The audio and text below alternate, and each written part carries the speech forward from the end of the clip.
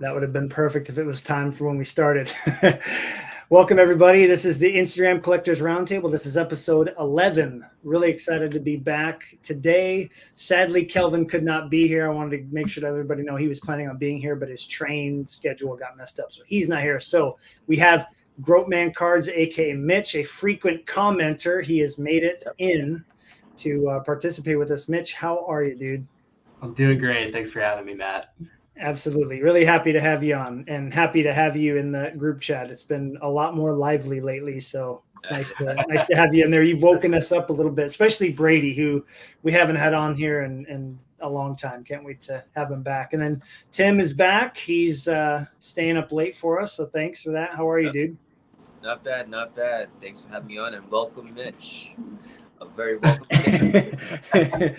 Our pal Alex has made an appearance already, so he's here. But we are not only going to hear from Mitch, who is going to tell us a little bit about his collecting background, if you don't know him on Instagram already, and then right after that, we're going straight into hey, what's up?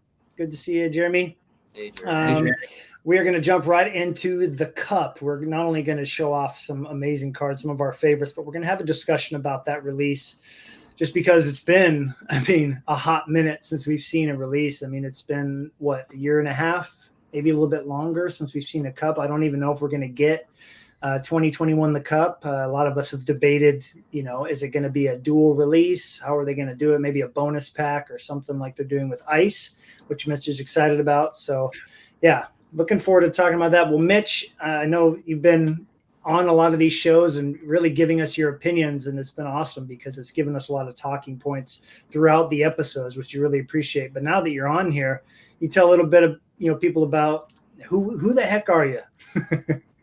Yeah. So I've been collecting my whole life, and a lot of people say that, but I really tell people I've been collecting out of the womb.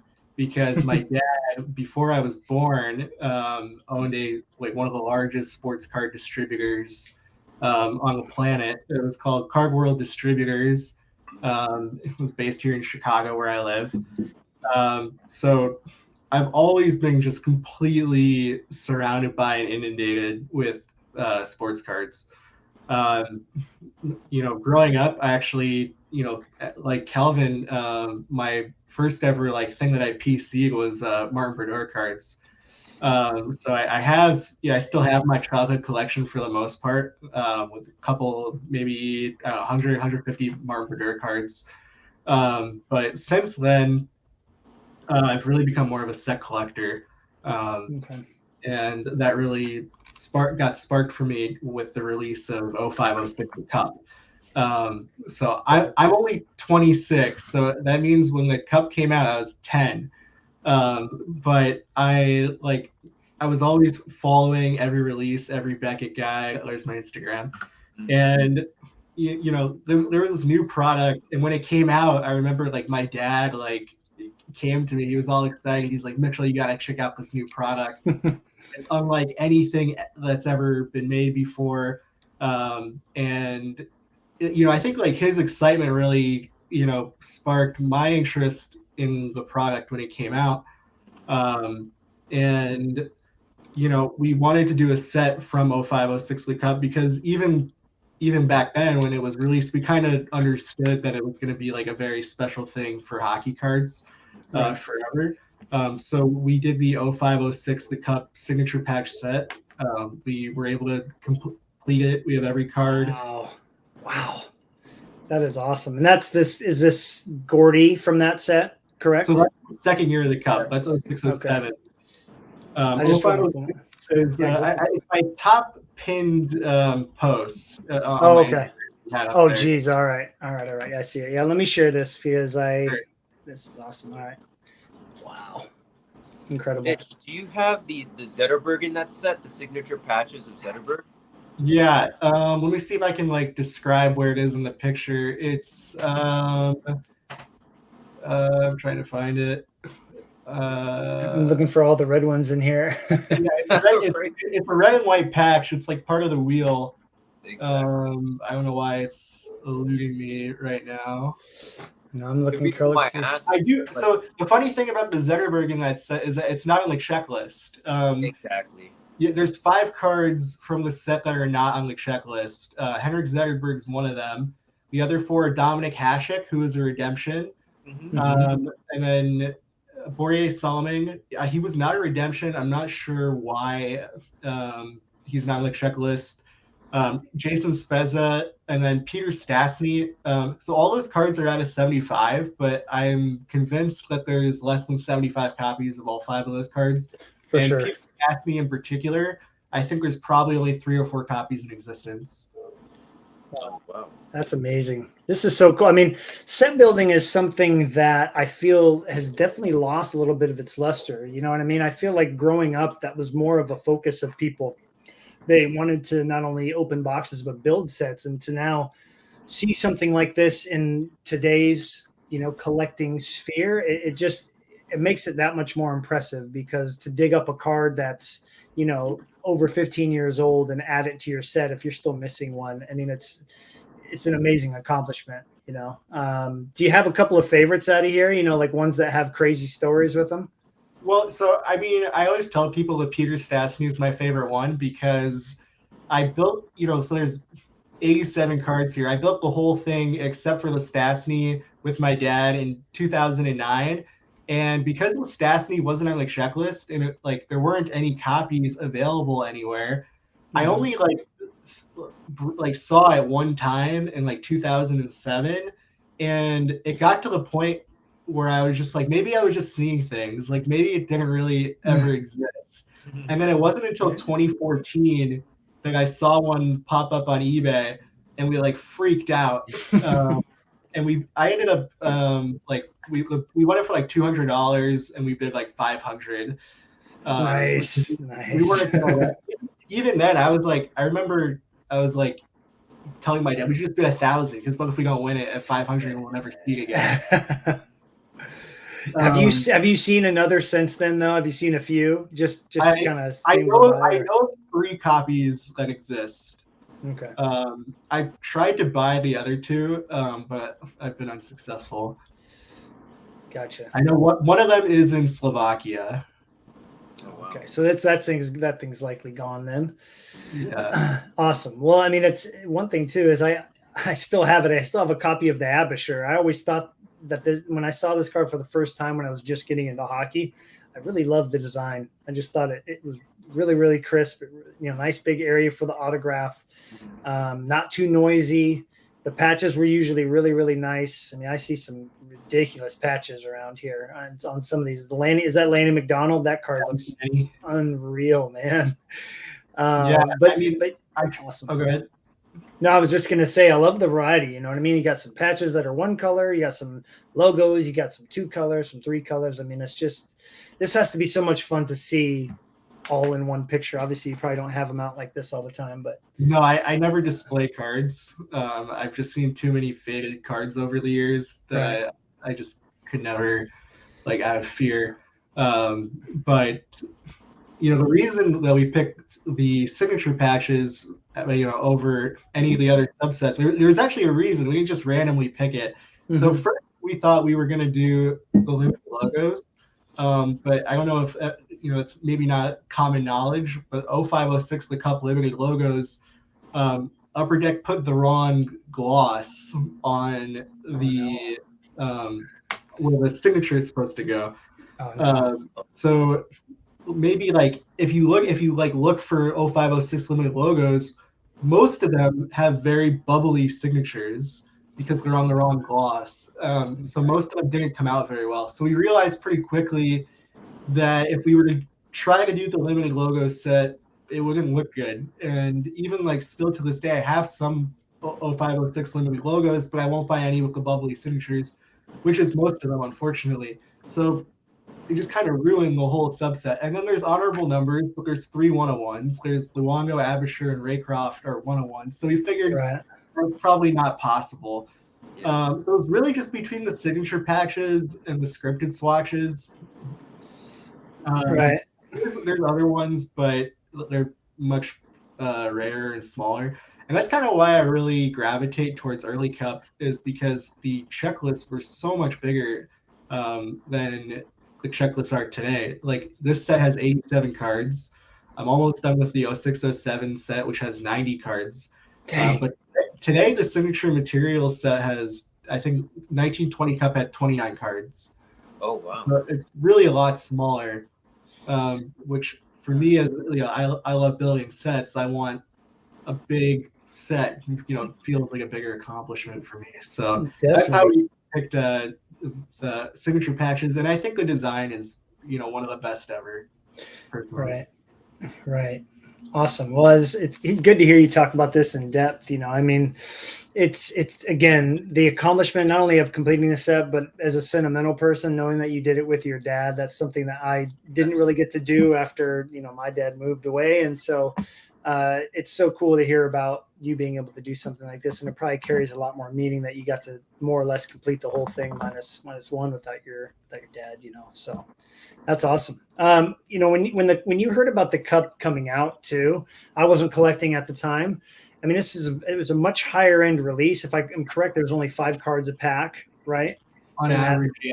On average, and that big. Was it built like exquisite, like a really big box? No, it's the size of the cup boxes has remained consistent since it came out. It's always been a cardboard box with a tin inside of it, and then a smaller cardboard box inside of that. The big distinguishing difference between 0506 the cup and later releases of it is that obviously still there's a case hit in every case of the cup, which is like a hit that's going to be much higher value than the rest of the cards. But in 0506 the cup, they actually, when you opened the smaller cardboard box, there'd be a black piece of foam on top. So if you open the small box and you saw a piece of foam, that's how you knew you were about to get an amazing card. It was also, I think it's good that they got rid of it, because you open the box and if there wasn't foam, you knew there wasn't going to be a Crosby or an Ovechkin RPA in there. Or like a Gretzky. I mean, some of the foam cards today are like probably wouldn't even be considered that high end. Like I know like Jeff Carter Gold at 17 was a foam case hit, which is not a bad card, but it's not if that's your best card in the case, you're probably gonna be pretty upset. Yeah. No, I hear you. I'm not sure who this is, but I figured I'd throw this. I figured somebody would drop in. I love the name, by the way, Kelvin. Love the YouTube name. So yeah, glad that he's in here. And then we've got Name that made it. Welcome, Name. Nice to be here. Jeff made it as well, and we also have Caps fan in here too. So a lot of people jumped on in just to hear Mitch talk about the cup, man. You bring in an audience, dude. So see, I remember watching some, everybody had more time on their hands 2 years ago, watching Chris Justice breaking some of that original cup and talking about that foam piece. I mean, as you were talking about it, it was coming back. So, and I've seen some pretty brutal boxes of it. Obviously, looking back, you can see some of those rookies who didn't pan out. You're just like, man, that box was just absolutely brutal, But then there's been other boxes where you're like, oh, man, there's like 4 or 5 really good cards in there. So this is, I'm sure that was something that, Mitch, you've experienced that, right? Did you ever open a box, like see somebody open a box and you're in the shop or whatever, and you hear, oh, my God, there's a piece of foam in here? Yeah, at my local card shop, I watched 3 cases get open, so I saw 3 phone cards in my life. What was the best card you've seen pulled out of that original cup? It was the Crosby, not the RPA, but the Platinum rookie out of 25. So it's just a base rookie, but it's a crazy card. Yeah, that is awesome. Awesome, Tim. Do you have any cards from that original set that you remember, or because I only have, I think Fleury's got a base card in there. I'm pretty sure he does, and a gold as well, and a pack shot of 10. Yeah, the base card. Yes. Okay. Never seen that before other than on Kindle's site. Never seen one for sale. So that's cool. And they had him in his rookie setup too. So that was quite unique, with the yellow pads and the mask. Anyway, yeah, cool. And but the base card design too, we can talk about this a little bit, but the base card design, I feel like that has definitely evolved in a stronger sense, whereas like some of the original sets have, I don't know, I guess some people can be attached to the original, have come a long way or the other way. But I want to know too, Mitch, before we move on, how many different subsets were there? Because you think about the most recent release of the Cup, they added some newer sets in there, 3 or 4 that I can think of. Was it pretty much like a few sets, your base, your parallels, your rookies and all that? Or was there were a lot of different sets that aren't in the Cup today.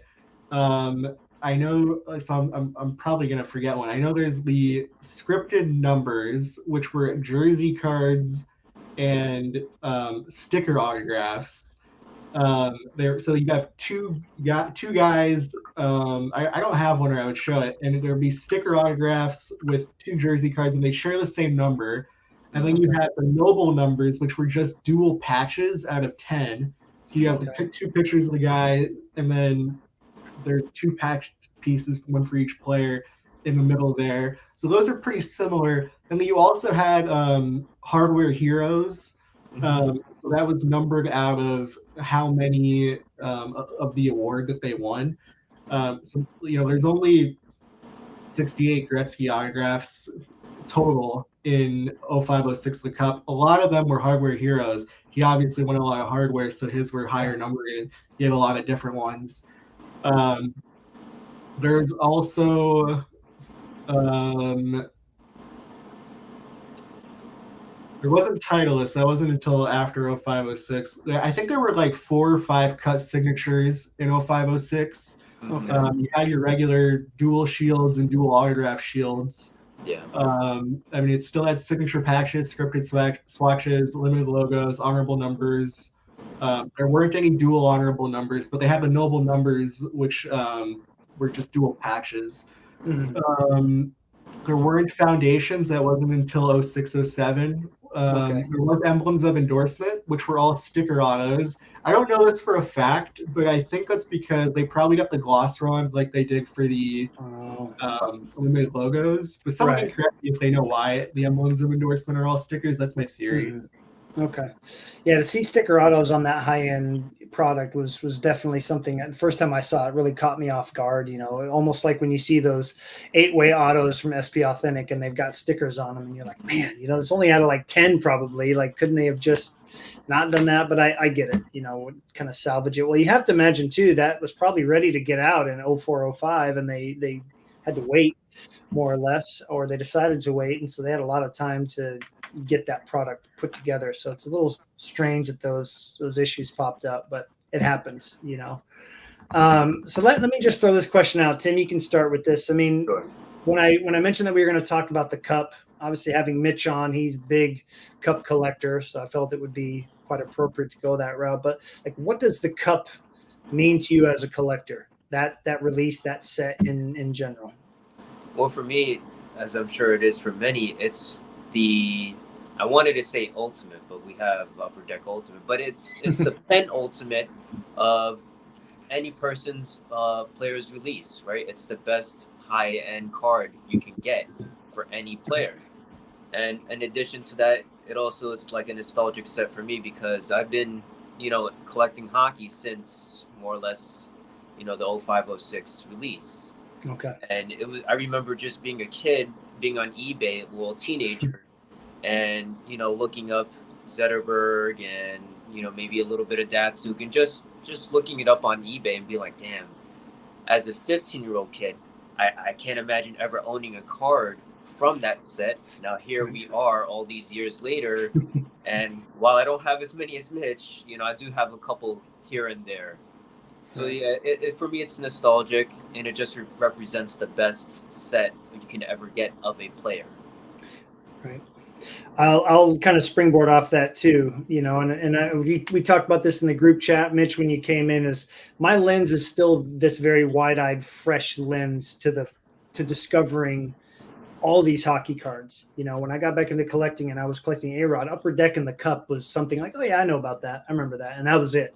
You know, like, oh yeah, there's a Fleury. That's cool. Whatever. But coming in and like learning about the set and talking to people like you and hearing Jeremy and all these other people talking about cards, I'm like, they talk about the Cup a lot. You know, that seems to really be a set that carries a little bit more value, not just with money, but like sentimental value or just on the hierarchy of cards in their collection. If you were to ask somebody to pull out your top 10, there's going to be a few Cup cards in there. Usually is, because they have so many unique sets, you know, that look amazing and they're game used. I'm like, this is amazing. How can I not pass these up? So just looking at them, the quality and the design is something that always stood out. There was something about whenever you get a Cup card in the mail, whether it was a base card, a patch, a parallel, an autograph, whatever, it was just like you're holding the best of the best from that year of that player. And you can also tie it to, you know, very specific achievements that this player had done that year, because it always came out after the season.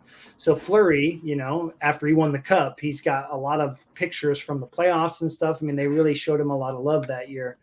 So I definitely latched onto it quickly. And, you know, my number one most wanted card there for a bit was a card from the Cup for so many reasons. I mean, it was just, those were the cards that as I was searching, always were like, whoa, let me go back to that. Limited logos, and then start learning about it. And so, yeah, it's definitely the, like you said, the penalty, it's the best set out there for collecting your player, if that's what you can afford to do.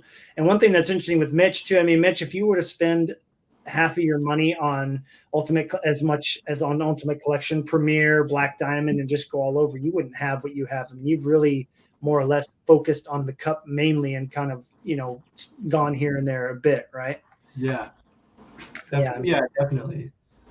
I mean, what was it, that original set that like made you want to take that approach, or were you just like, as this, you know, designs kept coming out, you're just like, all right, I'm hooked, this is it?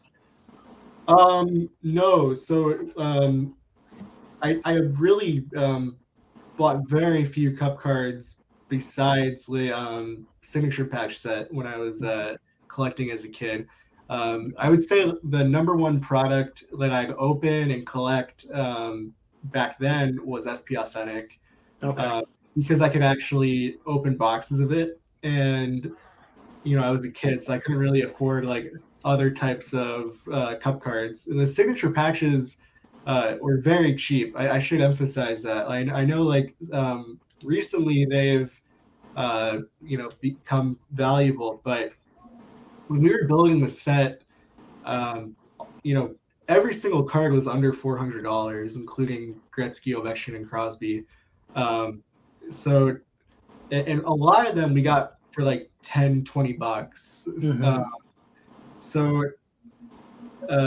for whatever reason, the signature patch was like the ugly stepsister of the from the Cup. That's too funny. It was very easy to get. You know, even if they had a sick patch, maybe it would be $40, $60. So it was very approachable for me as a kid to build that set. But the other sets were like way more money. I never even like thought about getting like the RPAs or like the limited logos of the high-end players. Mm-hmm. It's so expensive.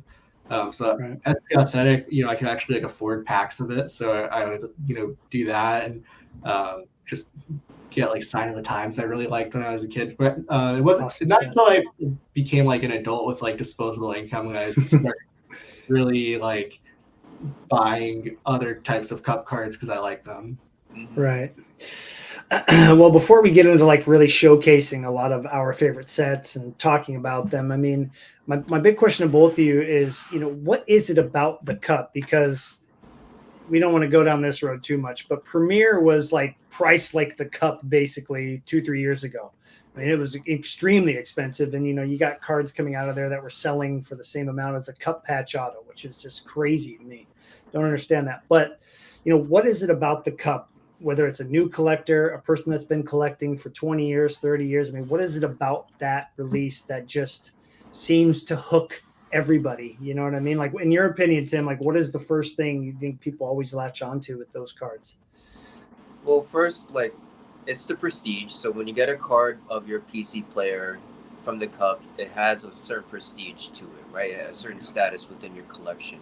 But I like how Mitch pointed out that a lot of the cards from the signature patches set could have been had at reasonable prices, because while the cup definitely is our most high-end product in hockey, it's not like a lot of the cards are unattainable.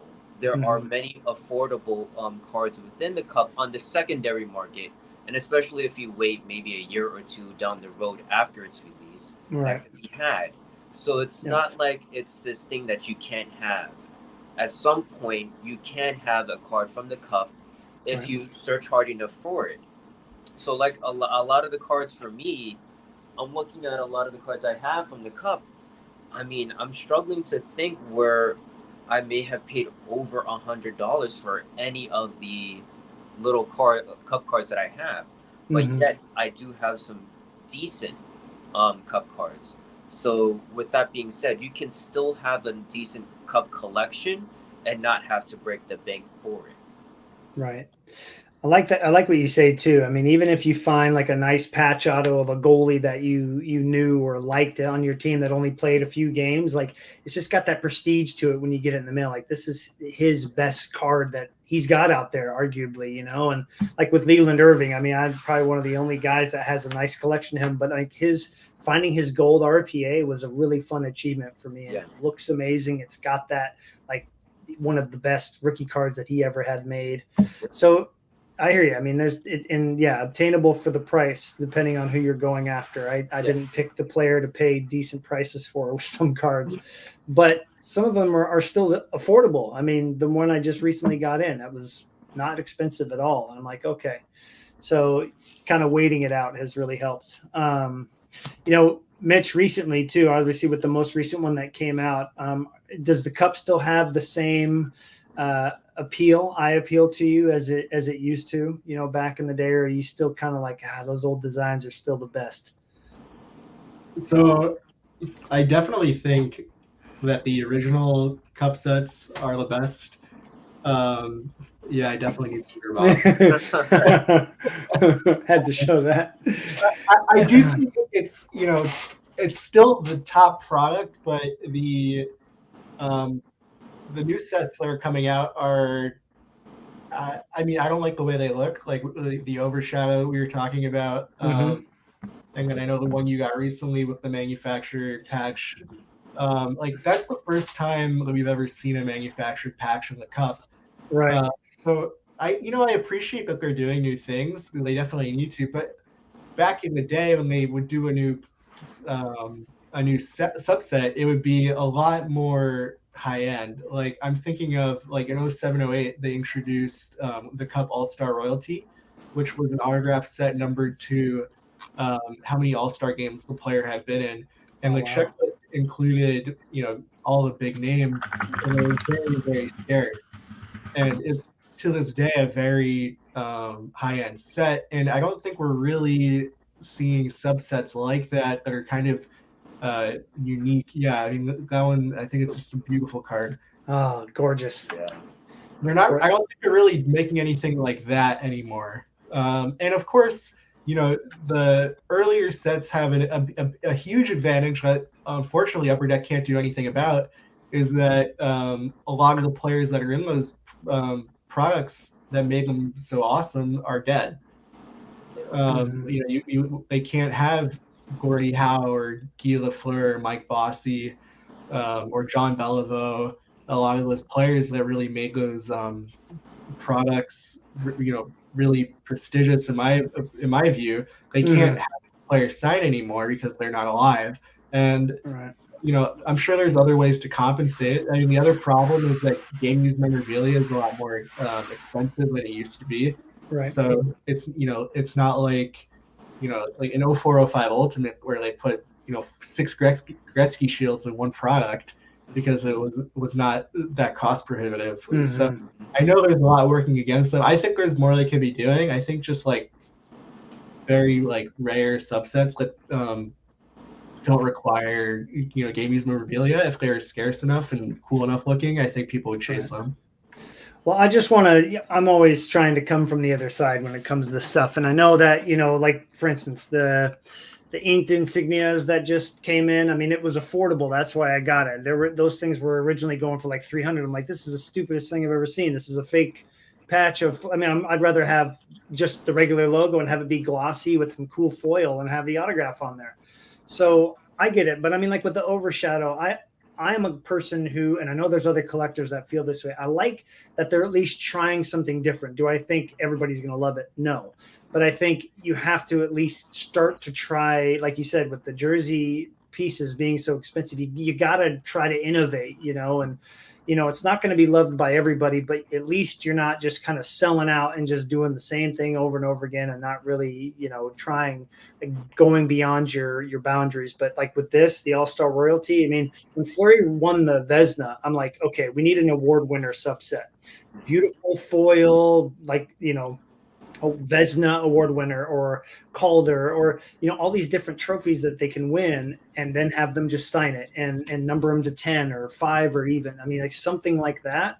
I like that. And the All-Star games and achievements, records or something like that. Like go that route rather than doing the gimmicky type stuff. I do agree with that. Panini did both of those things in their National Treasures release. Yeah, they did. And it was such an incredible product. It's too bad we only got 1 year of it. Man, we Tim and I and Kelvin, man, we sat here for many episodes and just drooled over Panini, and I love them. That they're definitely some of my favorite cards in my collection. I'm not gonna lie, them and the Cup. So, well, let's kind of talk about what we do love about the Cup. There's a lot of really cool sets. We've talked about signature patches, and obviously we know about RPAs. Those are a lot of times the big chase cards, but there's some sets that they've been doing since the inaugural release or the first few years that I think have just carried on really well. When I first got into it, I was noticing, okay, honorable numbers seem to have a really big following. You've got your limited logos, which seem to be like, as Mitch was saying before we started the show, the ultimate patch auto you can get of your player, if that's what you want out of all products. I think I'm trying to think, obviously the signature patches, and then you've got the emblems of endorsements. I think you've got those 4 that seem to do really, really well, no matter who it is. But then you've had some other ones that have done well too. So I thought we'd just kind of show off, our versions that we really like. You can, start with whatever card you like, see how people are talking about it. What are the ones they have? And we'll just go from there. So Mitch, other than signature patches, tell me a favorite from the Cup that you really dig, visually and all that other good stuff. Yeah, I would say my favorite subset besides the signature patches are the Foundations quad patch autographs out of 5. Okay. Yep. Nice. I mean, they're very hard to find, but what I really like about them is that they actually use 4 different patches instead of just having like a big patch the size of the limited logos. I agree. So it actually looks like I have one I can show. Yeah, let's see. Yeah, I'm trying to find mine. Whenever I look over here, I've got my website up and I have to get them all pulled up. So this one's Al McInnes from 07-08 the Cup. Oh my goodness. Wow. And that was one of the only times they used like the silver ink on the quad patch autos, right? Yeah, I don't think they ever signed them in silver because people complained because they signed it over the Cup letters, and for this one it comes out pretty well, but for other ones it kind of blends in, and the signatures don't look so great. Yeah. Right.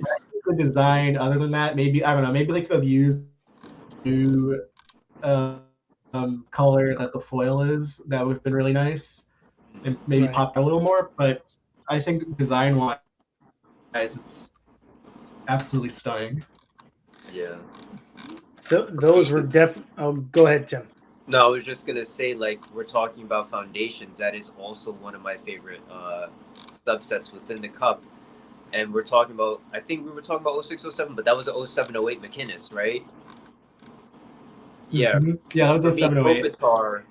Kopitar, the rookie one from 06-07, that's the one I want the most. I mean, of course, I do want the gold RP out of 11, but it's that Foundations patch RP out of 5 that's one of my favorite. And I do have a couple archived scans that I've managed to find over the years, because I always like to build a database of images for cards that I like. And That's some cool. of them are, from the foundations that I found, and RPAs at 11. But those 0607 foundations, that's my favorite foundations design throughout all spanning years. Very nice. I have, Very I nice. have And one Nate, right here. oh yeah, go for it. And it's So this interesting one what is, Mitch. Go ahead. Patrick Marlowe. Oh yeah. Those patches, man. Oof. Right? Wow. And I like what you said, Mitch, about them being 4 different patches, because it would be so easy to just put one giant one underneath there, right? Mm-hmm. Yeah. This is the first one that I ever got that was autographed was this one right here. And obviously a big fan of the baby blue jerseys, the Winter Classic jerseys. Mm-hmm. For me, goalies especially, there's that extra little bit of, design and the photography and the picture of the player that can really bring a card out. The only thing I will say that when I wish that this jersey would have been the one that was cut up here in this picture, or this style of jersey, to have the baby blues, because he has these pieces in a 13-14 Cup Foundations quad patch auto. So that's the only thing. But this was the first one I got, and I thought, man, like they really do a good job of like building a piece of art with this card. You know what I mean? Mm-hmm. So that's a really, and like you said, being out of 5, I mean, that's like one of the ultimate chase cards, because you can get the quad jersey auto out of 10 reasonably well if you can, and then manage to track it down. But those are definitely up there for me. How about where do these compare? The emblems of endorsements, because those are, I've always felt like that set really, instead of letting the patches do all the talking, you've got the design of the card that does a little bit more of the talking with just the 2 patches and the autograph. Where does that stack up with foundations in your mind? Because I see them obviously a little bit less, but somewhat similar. So where do you guys feel those stack up? I'll let Mitch go on that one. Tim, you can go first. Oh, okay. What? Well, I couldn't hear you. Yeah, so for me, just due to the fact that on the foundations we have a window of 4 patches versus on the emblems of endorsement we have a window of 2 patches, I'm going to go with the foundations. But what the emblems of endorsement serves is a better surface area for a better picture of the player. So like, for example, that Fleury that you have over here, you can really get a good close-up view of Fleury's mask, which you like, right? Yeah. It sort of highlights that part. So I do like the design. Emblems of endorsements design is always great. Just right. me, if you're asking for my personal opinion, Foundation still edges it out. Well, and you have to fight this battle of like affordability, availability, and design. Exactly. Like if you're presented, I mean, Mitch, how often, and Tim, how often has it been like, oh, hey, you like this player? I've got emblems and I've got a, quad foundations patch. Which one do you want? A lot of times that will never be the case. It'll usually be like one shows up and then the other. But if you really had to choose, do you pay the extra for the foundations, or do you pay less for the better picture and the better autograph at times? It's such a tough choice because they're both just beautiful and amazing. But then having it be out of 15 too helps. Yeah. Go ahead.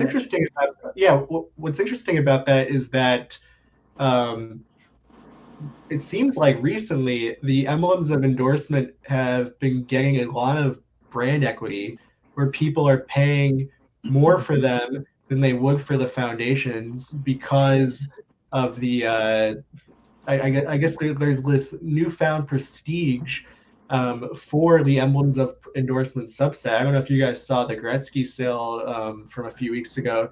It sold for $14,000, which is more than his foundations would sell for.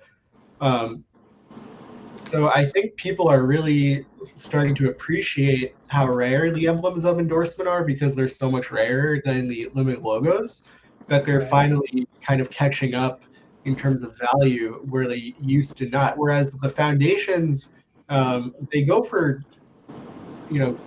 decent money, but I think in comparison to how rare they are and the fact that they have twice as many patch windows, they're definitely not 2 to 3x what the emblems of endorsement go to. And recently, the emblems seem to kind of outsell the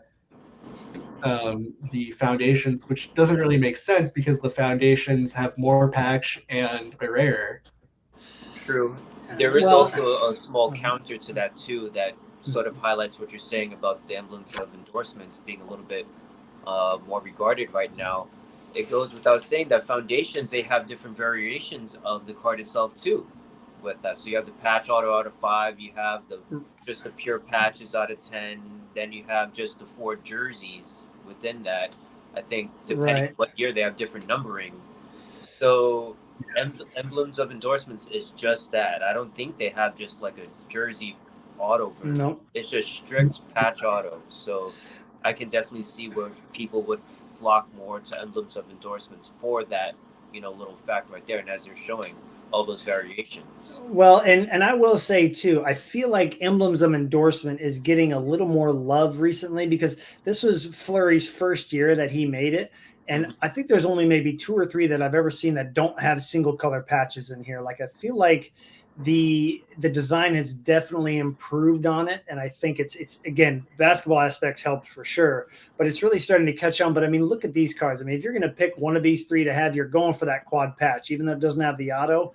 I probably won't ever find the 1 out of 5, but I mean, just so cool that they used the 4 different patches in here. I mean, that right there alone, and this foil on here, which obviously the scan is not going to show off that well, makes it stand out heavily design-wise even. You know what I mean? So it's hard to argue against this card as compared to this, especially from this year, whereas the one I showed before, I don't know, it's really tough it'd be tough for me to have to decide between the 2. But anyway, I just wanted to show an example of that.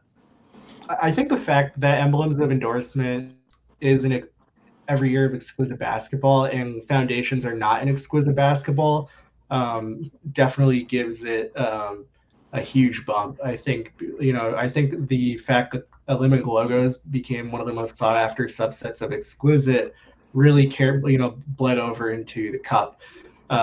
So the brands from the cup that have a counterpart to exquisite, you definitely have a lot more of that brand equity. So I think now that we're talking about it, the fact that there's no exquisite foundations quad patch auto out of 5, I think that definitely hurts a lot of its brand equity. Right. That's a good point. Good point. Now, Tim, throw other than limited logos, I think we should probably end with those because they're so unique. Every single one is. I mean, honestly, depending on the patch. But what other sets, Tim, do you find yourself from the cup enjoying a lot? Sure. So for me, a couple that always stood out to me is the enshrinements autographs. And I think it depends on which year of the cup you're looking at. But for example, one of my favorite enshrinement cards, we'll see if this light ring will allow me to do this card justice.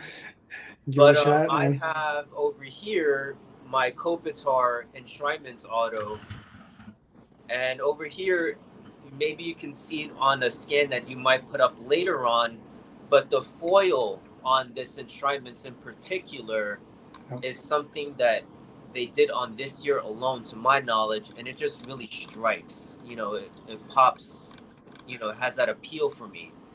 So enshrinements always stuck out, but for this one in particular, it's this Kopitar enshrinements. Same year, right? Furry. Yep, same year. Yeah. They did this, and I could be wrong because I only know the flurries. They did this, and one of the Stanley Cup signatures has that same foil, but it's same foil, but it's not called enshrinements. That was 010 or well, so 0708 has the same foil where it's like the black cardstock with the foil die cut on top of it. It's a horizontal 0708. I think it is the cup enshrinements for 0708. It does the same thing, but it's horizontal and it's die cut on the top and the bottom like an arc. So yeah, so there's a couple, but yeah, that foil really stands out, man. That was one thing with the cup. There were some cards that just the foil alone, when you're like scrolling through eBay and you're just like, whoa, what is this? Exactly. That card that you showed, that flurry was on my radar even when I was in college. And of course, when you're in college, you can't afford cards. You got to pay for food, So I remember using eBay bucks to buy that card long before I started collecting hockey, because I was like, you guys remember those days? Not only was it fun to have eBay bucks, but it also reminded you how much money you spent on eBay. Right? Exactly. And I go, gosh, if I multiply this by 10, this is going to hurt. But I had like 40 something dollars, and that card went up for auction, and I won it like 4 or 5 years ago for like 40 something dollars. And it was like, oh, cool, I got a Marc-Andre Fleury, and little did I know, right? Premonition. But those do really well, and they still do. Remind me, because he's not in the set. It hasn't been recently. Do they still do the enshrinements every year? Not every year. I don't think they did it for 1920. Yeah, I don't remember seeing any. I'm not as familiar with the more recent cup sets, but I don't think they did it this year. I feel like the Stanley Cup, because I'm seeing a couple flurries here. That foil has been reused for like some of the Stanley Cup signatures as well. The one year they did it where Fleury looks like he's half high or something. It's really strange because he's got like a half blink. That card drives me nuts. Very boring design. But then the other 2 years, like the one that's from 010 or 0910, if you remember, the Stanley Cup signatures from that year. Oh man, they just killed it on that set. Let me see if I can. Here it is, right here. This one right here in person, I mean, it just knocks your socks off. Just amazing foil. Now, I'm curious too, Mitch. Have you seen one of these in person? One of these cards? Yeah. Mm-hmm. How, we're talking about the gloss, and it's interesting you brought that up. How are they able, on a card with this much foil, do they spray something here, or do something with the gloss that goes over the top of this card to let the ink not go off? Because I feel like with the foil and stuff, it would be really tough to get the ink to stick to that kind of a surface. Yeah, I know for foil cards that are signed, they do have a layer that they put on top of it that allows the ink to stick. On older cup, like in 0506 limited logos, you can actually see, like, I probably couldn't show it on camera, but if you actually have one in hand, you can actually see different parts of the card have different surface on it. I don't think it'll show up. So here's an 0506 limited logos of Alex Tanguay. I don't think it's going to show up, but in the part where, yes, you can actually see like where the cup emblem is. And the numbering too. The numbering's got a different gloss on it too. It looks like, right? You can actually see there's a difference in the gloss. It's a lot more easy to tell when you have it in person. But yeah, like the actual, like the cup logo has a different gloss than where the signature is. So this one happens to have I don't have any with bad signatures, but most of them have it, and that's the reason, is because they didn't put the right gloss on there. Nowadays it's just the whole card, but in older cards you can actually see the gloss difference. Like, so you see it on the left there of the cup logo, there's like a line that's actually the gloss. Oh yeah, like it's right. It's almost like there's a sticker over the top of it, but there's not. It's just protective film. Yeah, so they actually, and it's on the left side too. You can't really see it in this photo, but the gloss is actually different. And you can see that one, it's kind of faded, but it doesn't have the bubbling that a lot of them have. I'm sure if you do an eBay search for them, you can find ones with like really bad bubbling. Right. Some of these, I'm sure that Brendan Morrison one, if you click on it, I know that Gilbert Perot one is really messed up. If you click on it and actually this one here, you can see how bad the signature is. Yeah. Oh yeah, geez. No, you're not joking. My gosh. Okay. Yeah, so a lot of them really look like that. Jeez, that's no good. You can't tell from like the thumbnail picture on eBay, but when you actually click on them and it blows up, you see how bubbly it is. There's not much else like it. I know, like in recent cup, they did like some like design choice where the dots like don't have the gloss. You can actually see the signature have the dots in them on the most recent year of the cup. I don't know if you guys have noticed that. Yeah, I actually, you know what? I really did notice that. And that was something with his limited logos from this year. I'm like, how come there's like missing like parts of the autograph? I was like, it's very, very strange. But yeah, Yes, it's funny you bring that up. you can see how important it is to have that, the right gloss in the signature area. Mm-hmm. Yeah, here we go. Like, let me show you this. This is, you're gonna see it right here. You can right here, just like these little bubbles right here where he's signing. I've always wondered if it was the pen's fault and same with his future watch. A lot of his future watches have this same bubbling going on in the M and the F.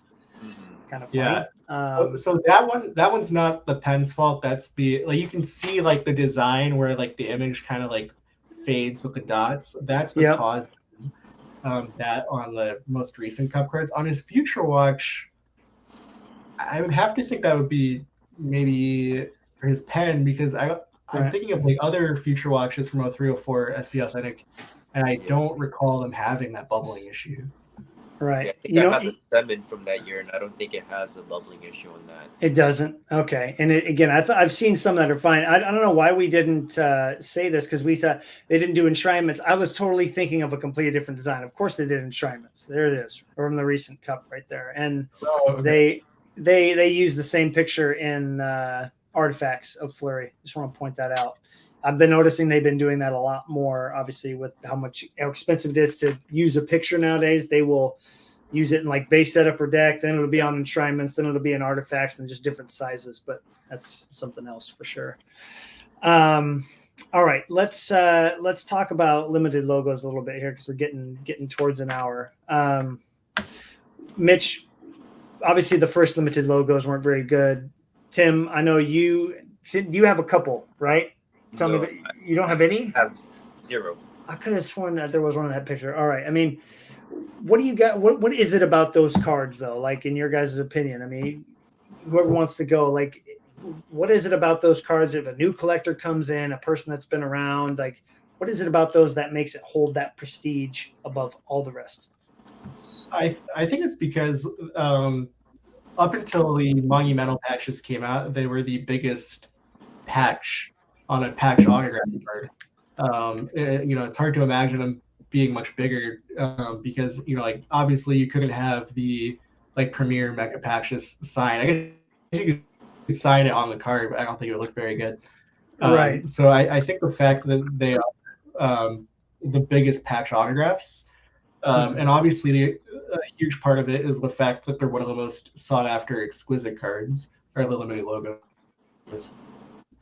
So I think the combination of those two factors really kind of gives it this mythical status.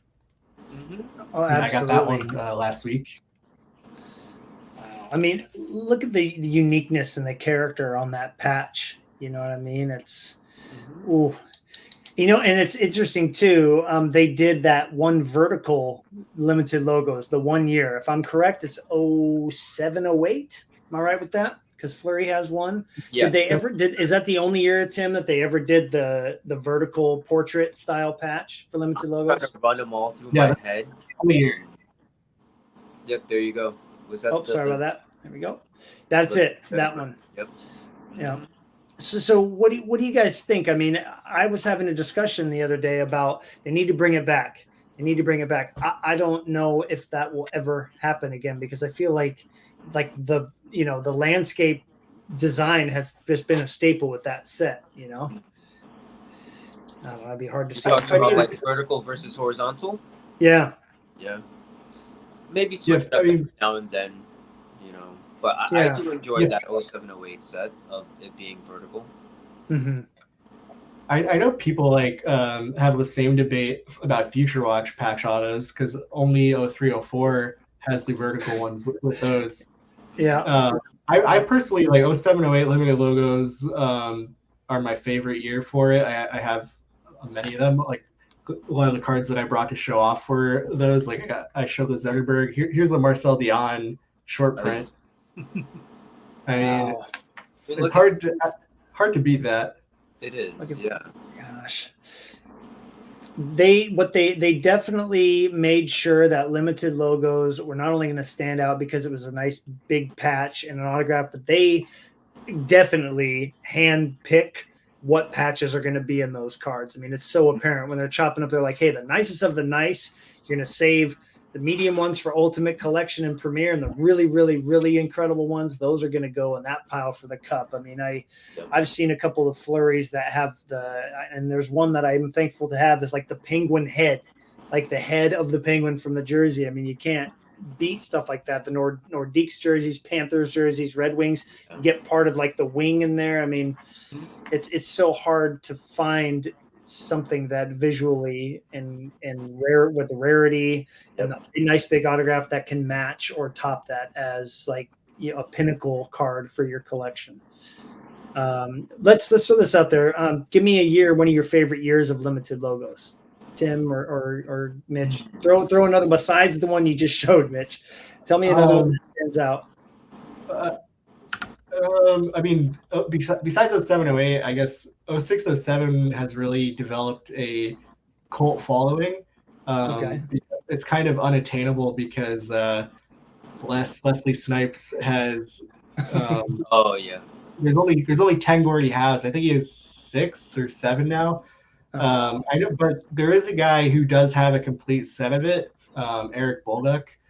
Okay. He has one of the Howe's. He has a complete set. It's probably the only one that will ever get built unless Les breaks them up or Les himself decides to build the set.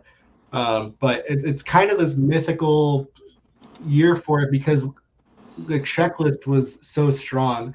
Obviously, it's the first year that Gretzky had a limited logos. And also, I mean, it has Gordie Howe, which is the only year that Gordie ever had a limited logos. Oh, wow. Okay. It has Mario Lemieux in it. It has all the big goalies. So it has Hasek, Brodeur, and Waugh. I mean, it's really as good. I mean, it has Crosby and Ovechkin's second year. And it has Malkin and Kopitar rookie patch autos. The checklist, it's so big, and there's a lot of like Scott Stevens is in it. He's not in any other year of the Cup besides 06, 07. So just a lot of guys like that you really can't you couldn't replicate it. I think there's 91 cards. It's a huge set. To me, it's legendary. When a set like that carries that much lore from a collector's standpoint, it's hard not to have that, you know, transition into other sets. Even if those guys aren't in it, it's like, oh, limited logos, man. I mean, like, that's the sickest set. Do you know about that one set? I got to get my player out of this year. You know, I think it definitely the lore of it, I guess you could say, certainly carries an extra weight when it comes to collecting. Tim, if you could grab a limited logo of somebody, if you had the chance one day, is there one set or player that you're targeting that you'd love to get someday? I know it's an easy answer, but that 07-08 Zetterberg that you just showed, that's the top-notch one. Yeah, well, we didn't tell you, Mitch. There's a join fee to join the podcast, and all you got to do is just send that card over to him, man, and you're good to go. You're on forever. You know, no big ask. Absolutely, no problem. You'll find another one. Yeah. I think, you know, especially with Upper Deck, they use a lot of whites in their design. A lot of times, like there's some white, just nice blank white space, and it can lend itself to looking really good because then you're completely focused on the player picture and the patch. This year for me has some real good strengths. I just love the kind of the empty space with the card because it really, and obviously the scanner's not going to pick up this straight foil. If this was like hollow foil, maybe it would really stand out. But I've always liked the way that this design looked. This was my last limited logo that I got to complete the run for Fleury. But having the kind of signature on top of the player picture, I always thought that was kind of a fun and interesting choice that they made. I don't know if either of you guys have seen some cards from this set. I don't know how strong this set is, but I've seen some patches too where it's like this. There's one on eBay right now for like $4,000. I'm not going to talk about what that guy got that card for and how much he's wanting for it now. But that set, I feel like I've seen a Brodeur, I want to say, from that set, and I've seen a couple others. That set really visually just stands out to me when I see it. The 11-12, what really makes that one stand out is that It's the only year that ever had a Gretzky Oilers limited logos. Oh, nice. Okay. Which Les also has, I think, 7 of them. Jeez, that guy's got it. I do want to show this to Al. Put this. Sorry to cover you up here, Mitch. But if anybody knows Al, his Jerome McGillna collection is fantastical. I mean, it really is something to marvel at. I mean, he is kind of an inspiration for me in chasing just one player's cards and finding anything and everything. And so, I mean, when you're, collecting as heavily as he is, and he has that high opinion of the cup, I mean, it carries some weight. I think the only other year that stands out to me, I want to make sure I get the year right. I want to say maybe 12-13. It's got some blue accents on it. Let me see if I can dig it up here, if I have the correct year. 12-13 is a blue one. Yeah, so I'm only bringing this one up because when you're looking at the design of limited logos, they're using a lot more white nowadays. Do you prefer something like this, or do you like seeing more of the empty space design-wise? Just curious what you guys think. Personally, I like the ones that don't have the empty space. Okay. Or if they are empty space, I like it better when they're not white. Like the first 2 years, the cup are silver, and then 07-08's black. I think those stand out a lot more. Okay. Very distinct. Like I feel like I could spot an 07-08 limited logos from very far away. And the other years would be a lot harder to identify without, they're not as distinct, I think. Maybe 10-11 has like that shield patch. I think that one's pretty cool. Okay. Interesting. All right. Well, I mean, I just asked these questions because, of course, with us not seeing I know they've been made because I've seen players' accounts who are signing the cards from, 2021, the cup, and it never got released. So I am very curious to see what they're going to continue to do design-wise, because I mean they've tried a lot of different things. Last year's or 1920, I thought that one actually looked pretty good, despite the fact that there's some white space. But I'm really curious to see. So let me ask you this question then: what is something you would like to see them do? Maybe not just with limited logos, but just with the cup. Is there anything that, if you had control over the design element or whatever, I mean, what would you recommend for them to maybe add at some point? Tough question on the spot. Well, for me, I posted this in the group chat, and I know that they used it for clear cut, and it makes sense, clear cut. But the 03-04 clear cut tributes, for example, of Kaprizov, of Josh Norris, that design with the clear background. Mm-hmm. I know that they want to save that design for clear cut. It makes sense, but to maybe somehow incorporate a subset with that clear cut type or plexiglass type aspect to the design, I would enjoy. Okay. It'd be interesting to see them go there. What about you, Mitch? So, all right, so I thought about it, and one aspect of the early years of the cup that has completely gone away is that there were 2 sets in particular that they would update. Each year they would add new cards to that set. I'm thinking of the hardware heroes and the titleists. So as someone got like another award or another trophy, they could release a new card of those sets. So the titleists are numbered out of how many Stanley Cups you won, and the hardware heroes are numbered out of how many trophy you won. And the design would be the same. Like if you didn't know any better, you would think it came out of the same year of product, but it was updated. And you do the same thing with All-Star Royalty. Like the 07-08 All-Star Royalty of Crosby is a 1-of-1 because he only had one All-Star game at that time. Now it would be numbered out of, I don't know, 11 or 12 or however many. Yeah. So I think to have like those types of continuity cards would allow people to chase things that they'd already been chasing in previous years. And now you're like, if you're a set builder for the titleists, and which obviously like there's only like 1-of-1s and out of 2s. I know Ovechkin the Grade 8 has a majority of them, but even if you did something like that, maybe you could do it like how they did Ultimate Achievements in 05-06, which are similar concept, but it would be like the number of goals you scored that year, like it's going to be out of 42 instead of out of 3. Right. And it could be something a little bit more attainable. And then that way you can continue to chase them each release. Like, oh, here are the new Titleists and here are the new hardware heroes. I'm not saying maybe it's too late to bring those ones back in the same way that they were 15 years ago. But if they had something else like that you could have some kind of continuity with it, I think that was a huge chase back in the day. I mean, like, some of the most beautiful cards were those Titleist cards. Like, there's a John Bell. Dude. The Marc-Andre Fleury is so beautiful. When I saw it, I'm like, oh, this is a great card to chase. Oh, wait, no, it's a 1-on-1. Never mind. Like, it'll never happen. But I love the picture they use, like raising the cup over their head. That's the type of stuff, man. Like, do stuff that carries meaning that player's done. Exactly. You know, I like you were saying, I would love to see that same thing with like a goalie set, how many wins they had that year. Because when you said like award winners, I'm like, well, shoot, the Vezina is going to be a 1-on-1 card, so that one's out the window. And then All-Star Games is out of like 3 for Fleury. I'm like, oh man, it would be awesome to see. I'm not lying.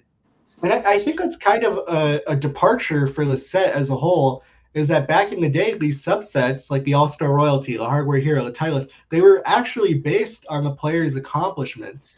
And the new sets that we have now, like Overshadow or the Insignias, or they're just kind of whoever they could get. And there's not really anything tying the players together that are in that set. Right. They're not having the numbering, and then Tim is he loves the jersey numbers, of course. But having numbering that is significant to that player, I think, whether it's an achievement, jersey number, whatever, I mean, it definitely carries a little more weight in the hockey community, I've noticed. Jersey numbered cards are important, I feel like, in other sports. But, man, hockey collectors just latch onto them big time, you know, and I think that's something that they can definitely go for. I was going to show the Overshadow only because I want to talk about one thing that they did do with it, and I heard Billy talk about it. I would like to see – like obviously the blue ink on here for me is cool because, again, it's different. Now, obviously, you know, some people don't like the idea of the design or whatever, but I think, you know, trying to incorporate the inks, the golds, the silvers, the blues, the red, like obviously color coded is another one, which I did not like because the Fleury was the black that they used got scratched up. If it was white and they used a gold ink pen, I would have loved that Fleury, but I used my color coded to get my Artifacts Honored Hopefuls, which is one of the best sets they've ever done, in my opinion, which also kind of, like you said, Mitch, has continued for years, right? They've done Honored Hopefuls for 3 years, I want to say. Do I have that right?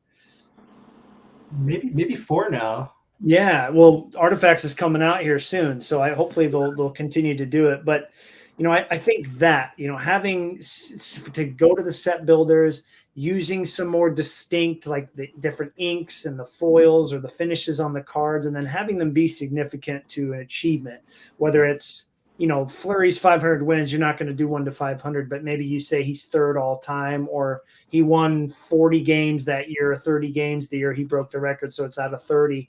You know, some way to add some extra significance to the card. Yeah, see, he's because of Sakic. Sakic's got to be black in the background too. Yeah. That finish is just brutal. And then Al said this here too, Mitch. We have red foil and red ink autos. Yeah, absolutely. Just, you know, it's definitely tough to because you're wanting to play to the people like Mitch who have been seeing and collecting that set since its inaugural release, that want to see. Don't get rid of these things and keep doing these things, but you also got to be innovative. And so it's a tough balance. You know, you're never going to get you're never going to hit it all. Everything's not going to be a home run. You're going to have some misses or some that are not so popular, but I just hope that they, you know, continue to push the boundaries a little bit, but also keep, you know, bringing back those signature sets because, yeah, I mean, I will say this. I think the signature scripted or the scripted swatches, as unique as they are, I would be perfectly fine never seeing those again. I got to be honest, because especially when Fleury has this beautiful patch chunk and he signs in the thinnest pen possible, and like you can barely even see the autograph on there. I'm like, it's cool, but I don't necessarily feel like it still carries the same luster that it did back in the day. That's just my hot take. I would love to see them just get away with that set.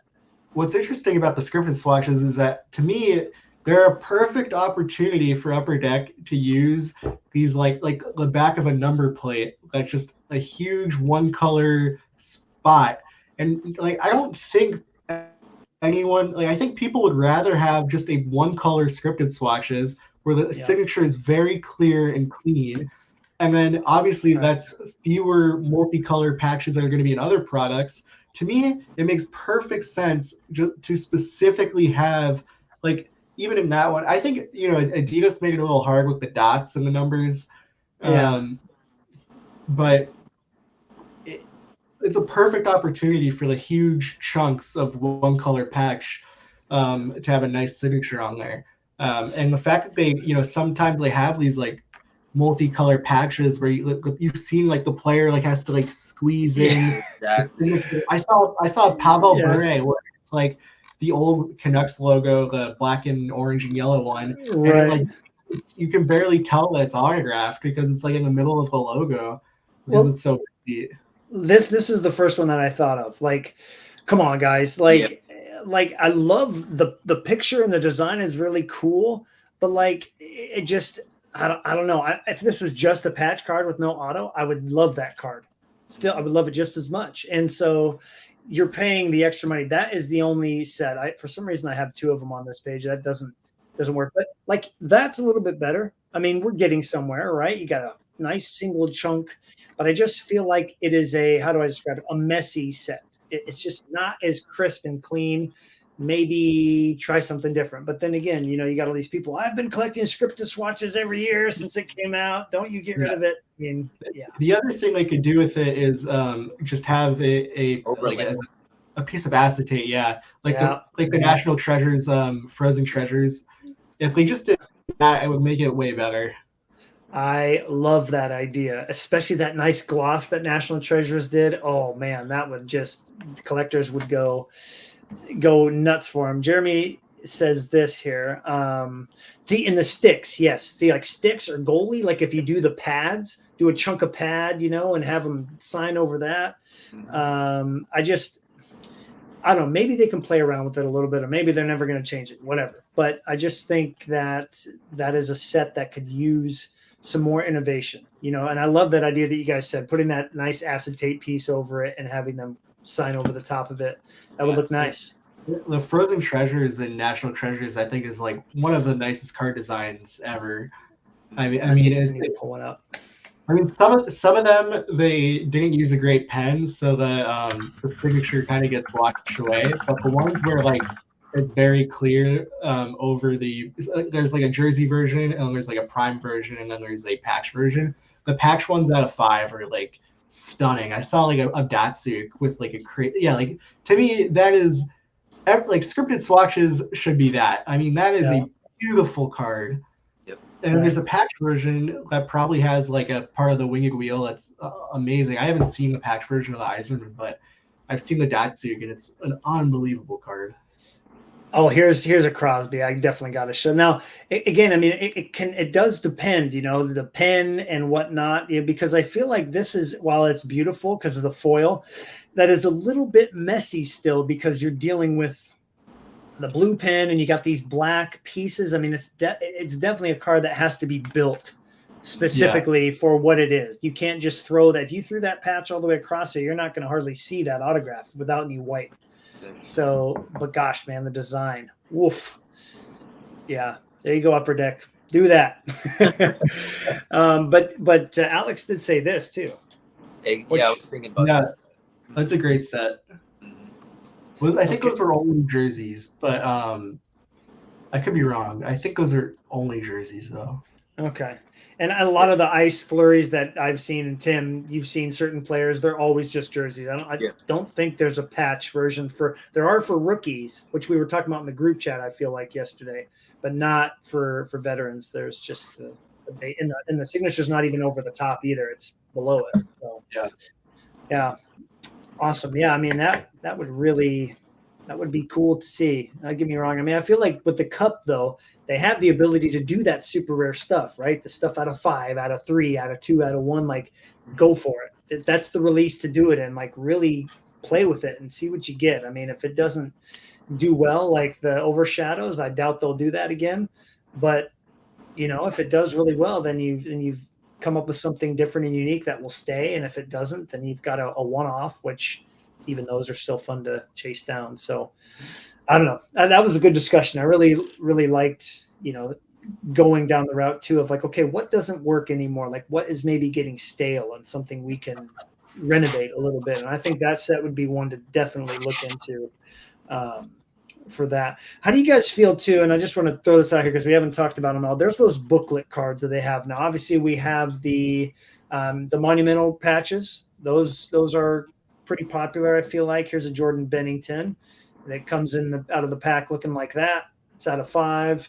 There's the dual jumbo chunk auto. Yeah. You've got that other one that's like Game Gear or something like that, right? And it's a horizontal booklet. Tim, how do you feel about just like collecting wise? Is this something that really stands out to you, or is it like okay, it's just too far out? First, for me, my personal opinion, I love booklet cards. Okay. But with that being said, I don't know why I feel like a lot of people do not take to booklets in general. Mm-hmm. So there's not that much prestige with relation to it and other subsets. But monumental patches, monumental, those cards, mm-hmm. Those are some of the nicest cards that you can ever really get of your player. I know, like, for example, we have our Black 1-of-1 Cup, Black 1-of-1s. Those are great. But, like, my goodness, you get so much visual appeal with these monumental patches just due to the fact of it being a booklet, allowing you to have that upper portion, too. Like, you... Mm-hmm. So for me, those monumental ones, I think there's a Barkov, there's a Huberdeau rookie one out there. My goodness, I would love to have those in my collection. That would be the ultimate of those players in my collection if I was to have something like that. They're pretty unique too. I mean, they're definitely a novelty, if I would say that. Yeah. I own just one regular booklet, and it's just a picture of Fleury and an autograph, and I have a chance at another one, and it's just like the patches are okay and the picture's cool, but I'm paying $450 because it's a booklet and it's like a novelty card. I mean, I don't know. I'm not quite into them like you are, and that's great because you need to offer stuff like that. But what about you, Mitch? I mean, a guy who's been seeing and collecting the cup since its inaugural release, these are kind of new. Do these do anything for you? So in general, I avoid booklets because, and this is kind of maybe it's a crazy reason why I avoid booklets, but like if I'm going through a box of cards and I get to a booklet, I have to like take it out of the case and then like open it up. And then, like, I know they have like those holders now that will be really, but then you have to store that. Where am I going to put that holder? That's why it goes on the bookshelf, dude, because it's a perfect display piece. Cards, so it just seems like a huge pain in the ass to have them, Alex. but I do think, all that being said, I think monumentals are the exception. Let's see it, Tim. So as he's talking about that, I'm agreeing with him. This is a booklet card in a one touch. You can't see it. You can't enjoy it when you're looking through your stuff. You got to take it out. So I'm with you on that one, 100%. Unless you invest and buy in the long one touch for that, and even then storing that is just sort of sticks out regardless, no matter how you put it. So I'm 100%. But all that being said, I think monumentals are kind of the exception because they are.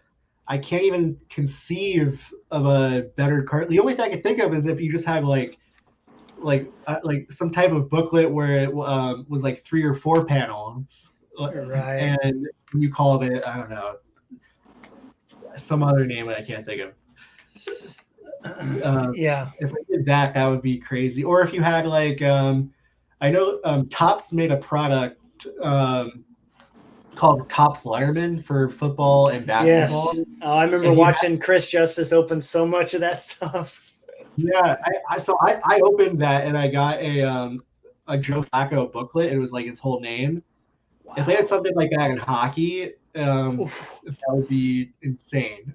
So Yeah. I don't know if like it would have to be a redemption because like if it was in the cup because it would be this thick. Yeah, the box would be like twice as big. Yeah, they packaged Letterman in such a way that it wasn't cup cardstock either. Like it was like the thickness of a jersey card.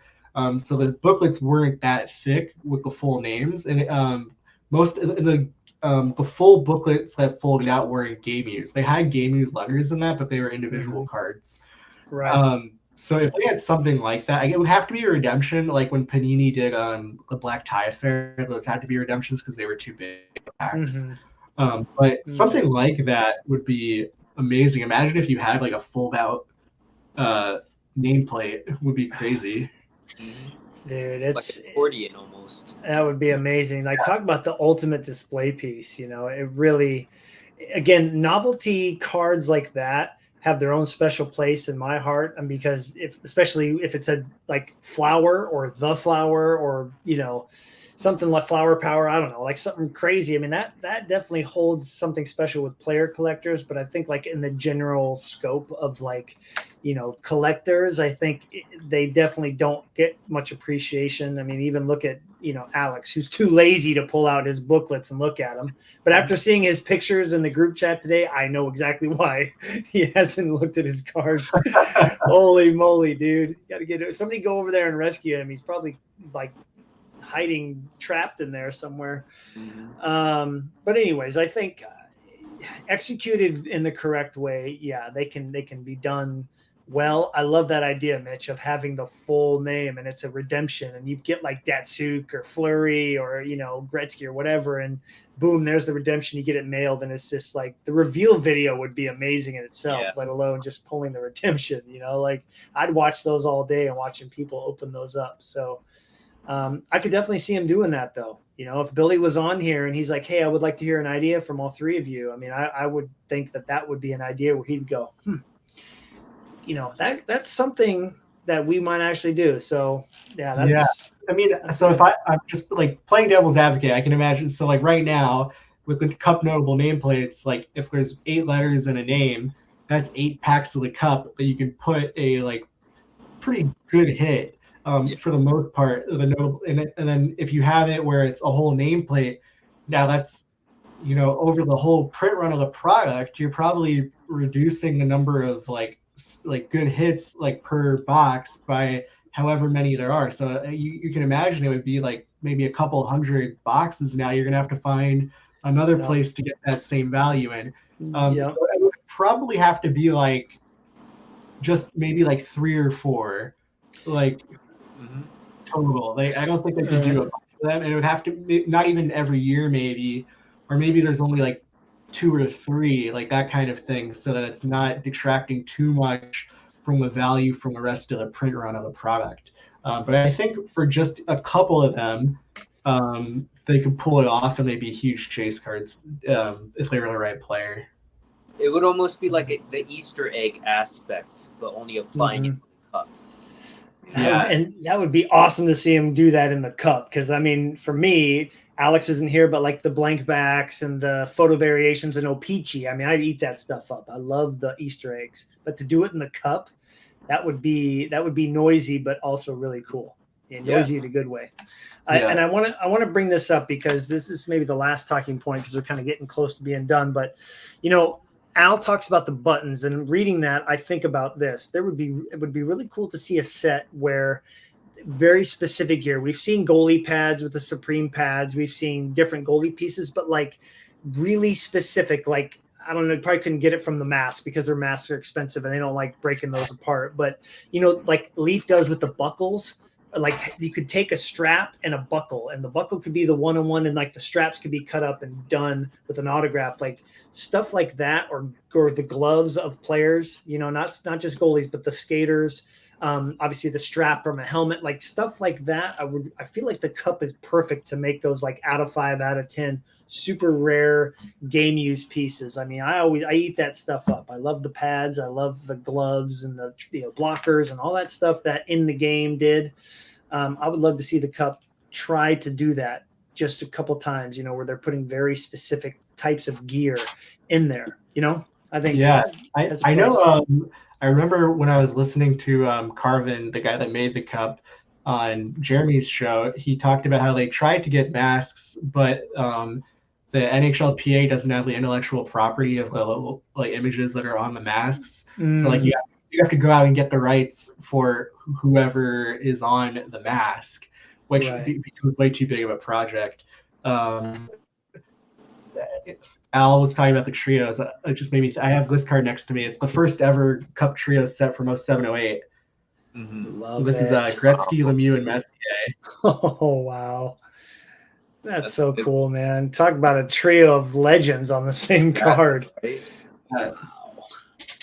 And that I do like that the Cup can execute a quad or triple jersey card and make it like, dude, this is sick. Because I remember when I bought my Waugh Brodeur Fleury, I was like, do I really want to spend this much money on a triple jersey from the Cup? But then I'm like, wait a second, it's from the Cup, and the picture, like the card looks awesome. So yes, if it came from Artifacts or something, I'd probably be like, So give it to the Cup to like make a jersey card carry some value, because I certainly don't think they do. I mean, what were you thinking, Tim?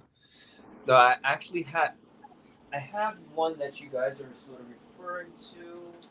For me, it's a Philip Forsberg rookie year card right over here. Yeah, there we go.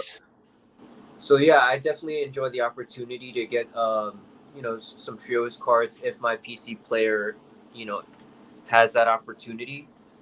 But with that, it just really serves a great purpose for the legends of any given team, or just like he had that almost like the GOATs of hockey, right? Mm-hmm. It gives you that opportunity to have a good trio depending on what theme you want to base it around, Right. Absolutely. Well, I guess I want to end with this. Like I had 2 questions. So maybe I always like when people can showcase something, and you guys have shown a few cards, but if right now, if you had to pick out a card from the Cup that you would say is definitely your favorite Cup card in your collection, Mitch, that's probably gonna be really hard for you to do because you got way more than we do. But obviously we know what your favorite set is, but how about an individual card? Maybe a card that you could stare at for 5-10 minutes. What card do you just absolutely love from the Cup? And then I'll go to you, Tim, and then I can finish up with this. Are you asking me like can the answer just be cards from the sets? Because it's probably this card, which I owned 4 copies of at one point. Mm-hmm. Wow! Look at that patch, dude. Get any better? Yeah, man. 4 color, and this is also a game used patch. They were able to get all game used for Ovechkin and Crosby for their rookie seasons. Right. It's so sick. So sick. And all the other, if I'm correct, can I just double check this? All the patches of non-rookies in the Cup are always game used, correct?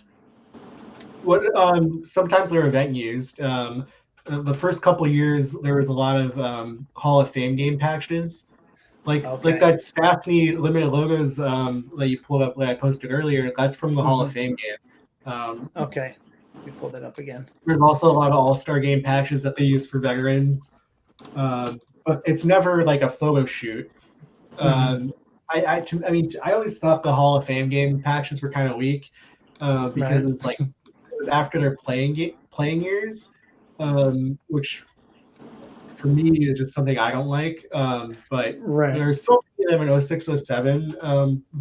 I had to suck it up and just deal with it. If I had to pick a card not from one of the sets that I collect, that's a great card, by the way. Be this one.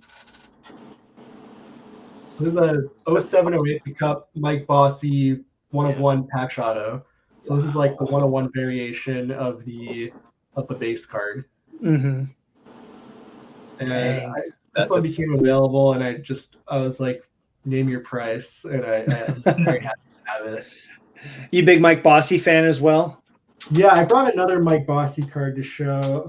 This is the best limited logos of his I've seen from 07. Jeez. Yeah, you're not gonna get something like that on any other card aside from Monumental. So that's why limited logos really sticks out.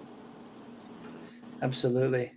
That's awesome, man. And again, having so many legends and things and having a lot of them be game used, it's just the cup, it's an expensive release, but you're getting what you're paying for, man. I mean, the quality and the, you know, authenticity of all the cards you're getting, and nice, big, beautiful autograph areas. And usually they're very, very sharp. Man, yeah, I could look at a cup collection like yours for hours and just look at all my cup cards and be happy. You know, I've been waiting to do a cup video, but it's just, it's tough to not want to show them all off, you know, because they're just so fun to look at always, you know. Tim, how about you, man? You got a card there that you're just like absolutely in love with? Let's see it. For me, I don't think I can really top it unless I get, you know, a jersey numbered RPA of another PC player of mine. But for me, it's my actual profile pic on Instagram. It's the Mika Zibanejad Gold 93 out of 93. Wow. So I don't think I can get a better cup card in my entire collection, like other than this one.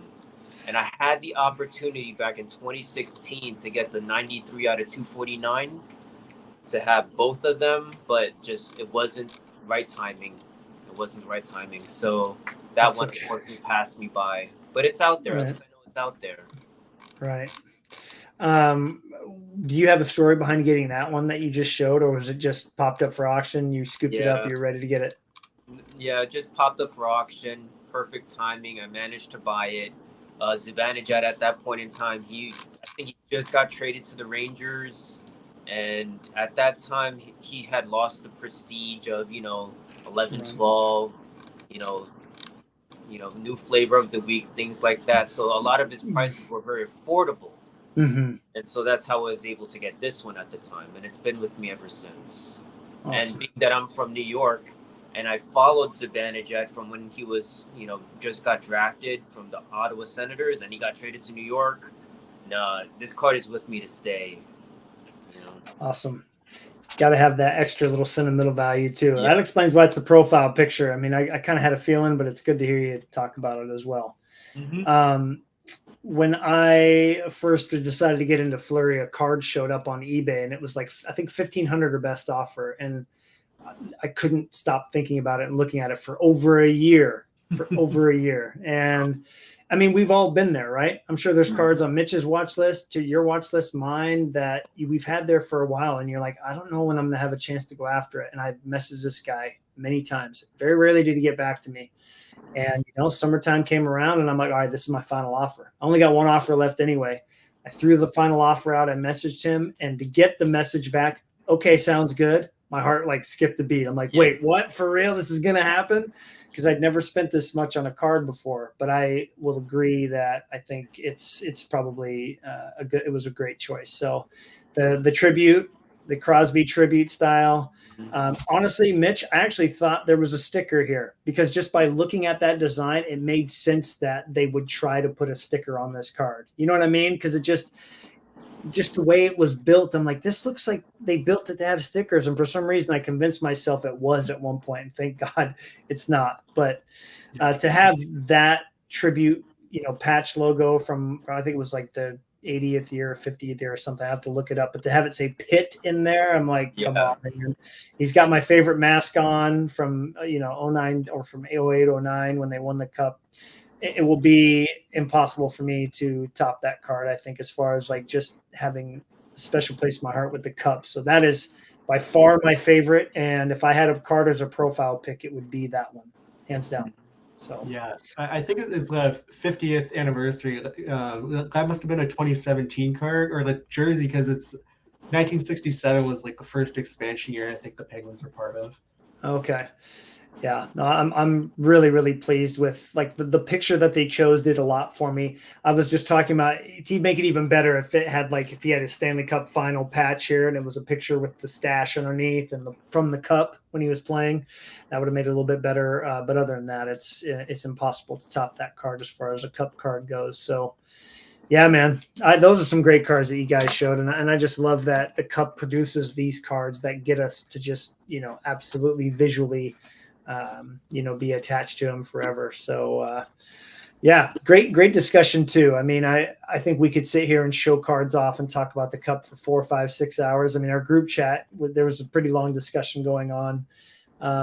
I'll end with this question here. We'll go Tim and then Mitch. Are we going to see a cup before the end of 2022? Are we going to see a release? Wait, before 2022? Is over because we're in September already and there's not even been an announcement. So are we going to see one before the end of the year? Or? I mean, I think it would make sense financially for them to do it.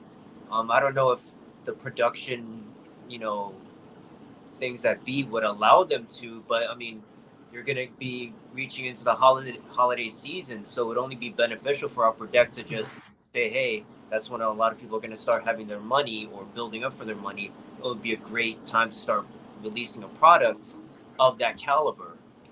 So I would hope so, Right. Mitch, you had a little smirk. I saw it. What is it? What is it going to take, or do you think we're not going to see it for a while?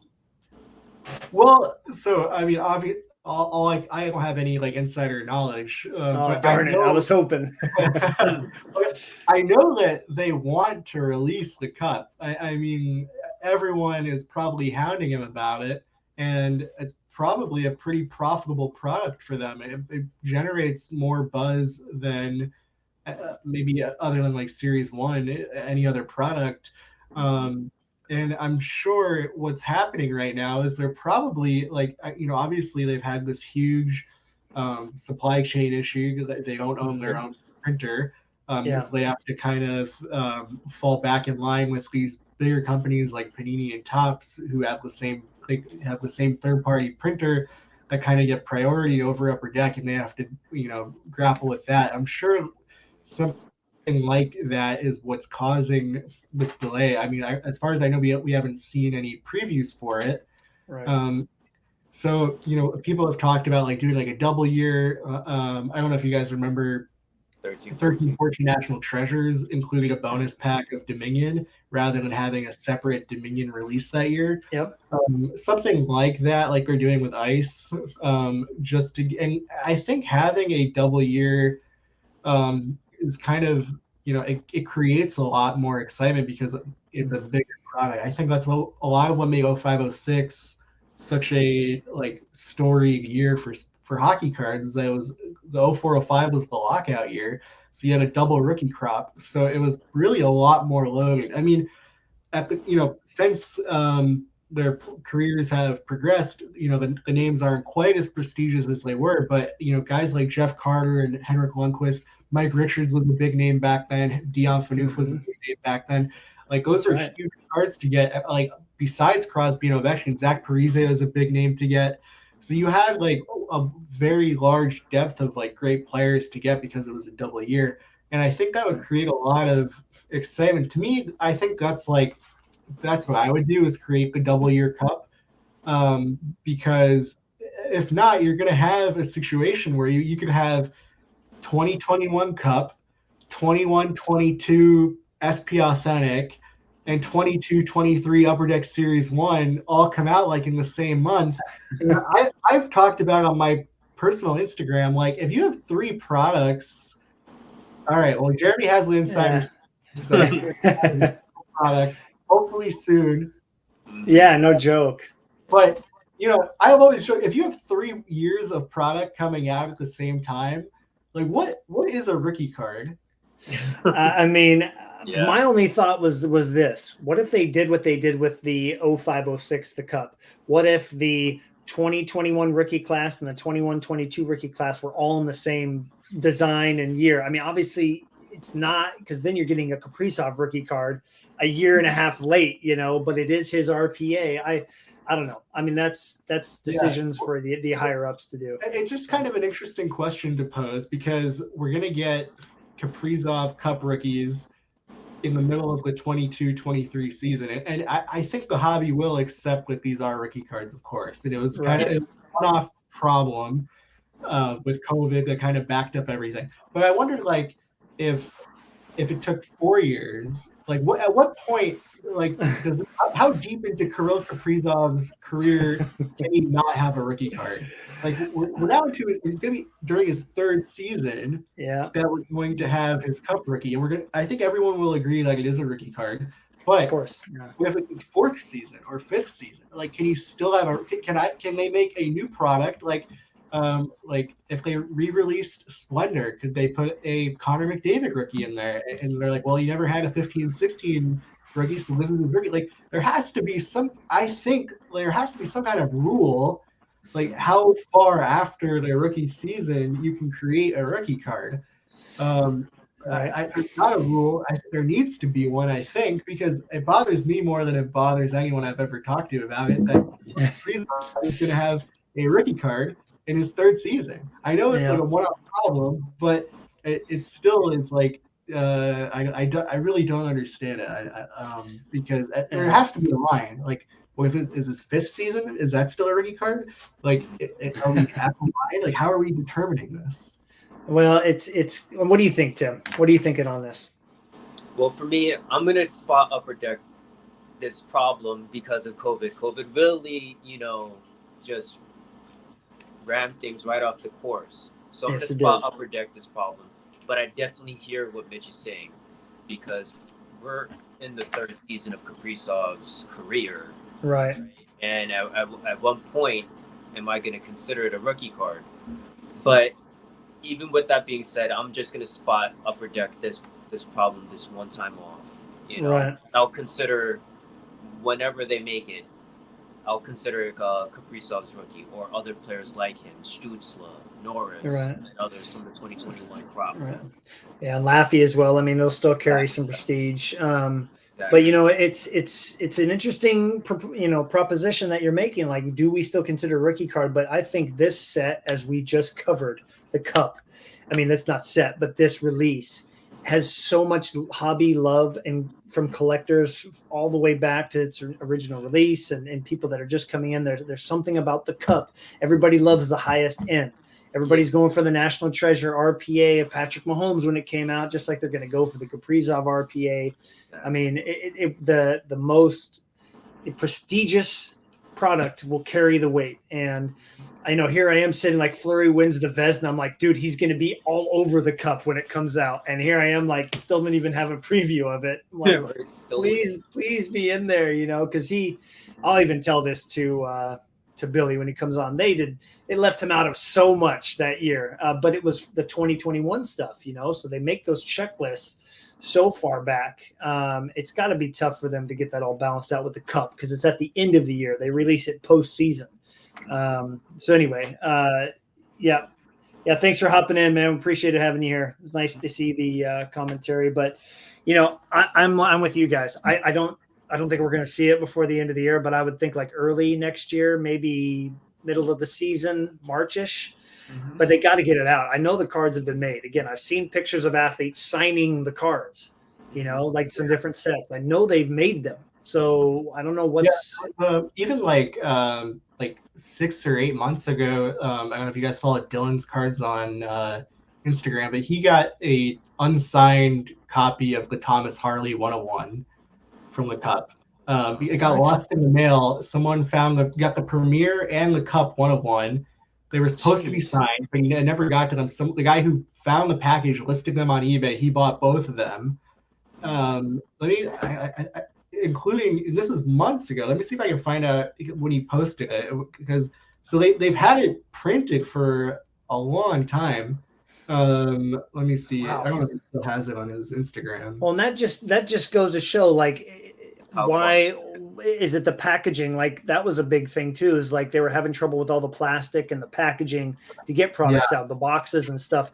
Did they just not have the tins, the metal to make the tins or whatever? Like, that's got to be a big part of it. Yeah, I mean, unfortunately, these are things like we'll never know. Like I always wanted to, I have emailed so many people at Upper Deck that were there like during 0506, like what happened to this Peter Stastny card? Why are there 3 of them? Like, no one could tell me.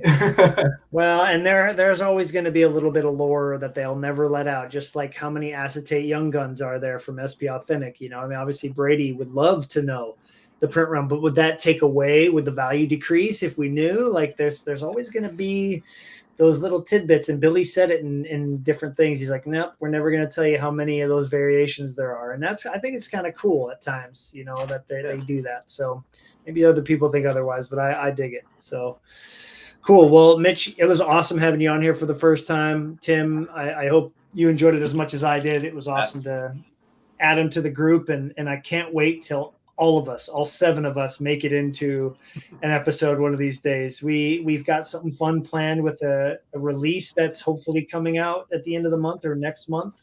If you guys know what I'm referring to, gonna do something fun with that. I proposed this idea, Mitch. I think it would be fun if the 7 of us somehow did like some fantasy draft or something where we could do an episode and see how our teams are doing. I don't know if you can create a league with 7 teams. I'm guessing not. So we probably have to find. You can. Yeah. I'm sure we could find an 8. I'm sure we could find an 8 to like bounce out. Someone would just get a bye each week. The way like that's how they set it up. Okay. Well, we'll throw it out there. If there's one other person that would love to, sorry, I got a couple things I got to show. Correct on that. Yes. and this is also funny because he's busy all the time. Feels kind of bad, but I'm sure we could find an 8th, but that would be really fun too, to just kind of see how that goes. And then, yeah. So as far as next episode, we don't know who's going to make it. It's always kind of a somewhat last minute thing because people have stuff coming up, but hopefully we can come back to the Cup when we find out it's coming out and do a bit of a preview and talk about what they're including, especially when we get a checklist. That will be a really fun time to see it. And if Fleury gets left off, I'll just have like tears constantly running down my face while you guys talk about everything coming out. But let's hope that doesn't happen. But cool. Go ahead, Mitch. Like a time limit on these episodes? No, there's not. I mean, I try to keep it under 2 hours just because people tend to fall off then. Oh, we forgot to ask Calvin's question. Oh, then throw it out there. Let's close with this question. Yeah, go for it. So Calvin asked, he's like, make sure just ask this one question during this episode. It was, do you guys think that hockey should have a higher end product at this point than the Cup, like the other sports have, Flawless and National Treasures and Eminence? Do you guys think that hockey is due to have a higher end product like one of those? So Matt, you can kick it off for that. Yeah, like Premier. Sorry, I couldn't help it, man. I just only because it affected me on a player collecting standpoint. If Premier was $250 a box, like it usually is, isn't that the price point of Premier? Is it $300 maybe? It was $250 when it first came out in 2014-15, and then it stayed pretty much around there. It even dropped to $200 at one point. Okay, so if we say that was where the price was, even if it was $300. A couple of really nice Fleuries that came out, $100, maybe $150, and then his really nice patch auto out of 10, maybe that's $200. But because the boxes were $520 or whatever they were, I mean, I couldn't afford nothing, and I still can't. So I'm a bit bitter about that. So if we're talking about high end release, then that's halfway to $1,000, which is what the Cup will likely be. So would I like to see something at $500 that's not Premier? Yes, I would love to see them try to come up with a new set or do something that's been done in the past that can function like that. Because I think Black Diamond, we all talked about that needs to go away as a higher end release. It needs to come back to the packs of 20 packs with rubies and stars and different levels of diamonds or whatever. Yes, I think there's room for it. I just think that has to be something new and innovative design-wise, and it could work. What about you, Tim? So I think that there can be a market for it, and I think that there will be enough people with that echelon of money to support it, and then have Upper Deck sell it out.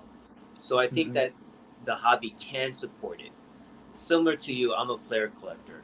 So if those cards, for example, are coming from $1,000+ boxes, I can't probably buy those cards. Like, let's say, for example, Moritz Side or Lucas Raymond, they are featured in a product like that. Those prices that they have are astronomical now. Yeah. I cannot imagine if they had, like a flawless type of card, Right. I'd be priced out. But that's my problem, not a hobby problem. Right. So I Exactly. think that Upper Deck can do it, and I think that they have the customer base to be successful and sell out their product to do it. Especially if it's a limited print run, like I was thinking of, like Pristine. I know it's not like super high end, but the fact that it was a limited printed set in a way, I think if it was limited in that way, it was very exclusive in a way, that would really flush that product out. A lot of the group breakers and whatnot obviously would bust it apart, but I think people would pony up. So where are you on this topic, Mitch? So I think about the release of Splendor in 1718, which was only one hit, but on a per card basis, it is higher end than the Cup. Every card's out of 36 or less, and the people that collect Splendor are just insane. Like, people go crazy about Splendor cards. It was a one-off release. I think, card for card, it's probably the most high-end release ever. It doesn't have RPAs, and so it's all just veteran autographs and patch autographs, and those Splendor jumbo patches out of 10, I think, are some of the nicest cards that Upper Deck's made in the last 10 years. And so you pay, I think it was $200 at release for a box of Splendor for one hit, and that was a big deal at the time. And the market is clearly there if you look at Splendor, because you see people with like hundreds of Splendor cards, and when you think about how it's one hit per box, to have 100 Splendor cards is pretty crazy. So the people are there. I think people really want it. And I think National Treasures Hockey, which was more high-end than the Cup, kind of proves that it is possible, and it will be well received, and people will buy it and open it. It's a little bit different because at the time when National Treasures came out, the Cup was $350 a box, and National Treasures was $500 a box. And the Cup was between $300 and $400 for a very long time, and now it's $1,000. So that creates a whole issue. Yeah, I mean, it's really amazing how consistent the price of the Cup was. It was $300 when it came out in 0506, and it got to like $350, $400, and it just kind of fluctuated. I bought a box of 1718 the Cup from David Adams in June of 2020 for $330. So people kind of forget like how quickly the Cup has tripled it. I've seen it go for $1,500 recently for a box of the Cup. I'm interested to see how much of that is the fact that 1920 the Cup seems to be a fairly loaded rookie class with Picard and Hughes and Fox and Shesterkin. So I'm wondering, I think 2021 is definitely a worse rookie class. Obviously, you have Kaprizov. It's kind of like Laffy and Stützle are not at the same caliber as like Carr and Shesterkin. So I'm wondering if it'll be cheaper, because that's what happened. With 1718, the Cup is the rookie class didn't quite pan out. Obviously, Kaprizov is bigger than anyone in that year, but that really used to be what really drove the price of the product. 15 in the Cup was the most expensive. 16-17 was like just below it because it was, it had Matthews and Marner and Barzal, like a very loaded rookie crop. So I'm wondering if it'll be a reflection of the rookie crop, or if we've just kind of gone off the deep end with Cup prices, because now even 1718 is $1,000. So, and that is the worst rookie crop of any Cup product since 2012-13. So I'm wondering, how it's really just a function of the market. So I'm wondering, how people are responding, because people are still buying the Cup at $1,500 a tin. I'm still seeing it broken. A lot of they're doing group breaks of it. They're still getting a case and they're able to fill those spots. And there's some amazing cards coming out of it still, which is cool to see. I'm not going to lie. I like your idea with the Splendor though, because you look at Luminaries from Topps, the baseball product, which is a one hit per box. And those patches aren't game used. I think we can all agree that they're not. It says it's not. Who knows where they're coming from?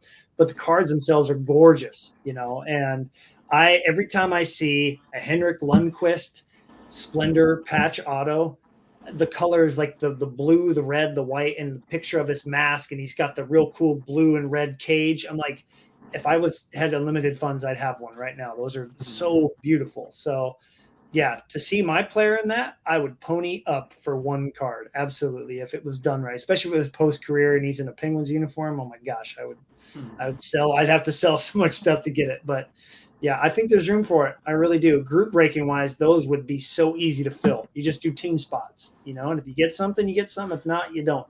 So by chance, you guys, sorry to cut you off, Matt. By Yeah, chance, you guys remember the Team Canada, I think it was like the Team Canada Master set that was released, and those were really, really expensive. From what I think that was like the most expensive hockey hobby release we ever had. But I think a lot of even group breakers are still sitting on those, trying to move it. Like I think Kuchinchar had a box that they're still trying to move of that, and I forget how many thousands of dollars it was, but I think there is a threshold. That's the point I'm trying to make. So $1,500 a box, it seems like the hockey hobby market can support that, but I think that there is a price threshold that Upper Deck has to be, respective of.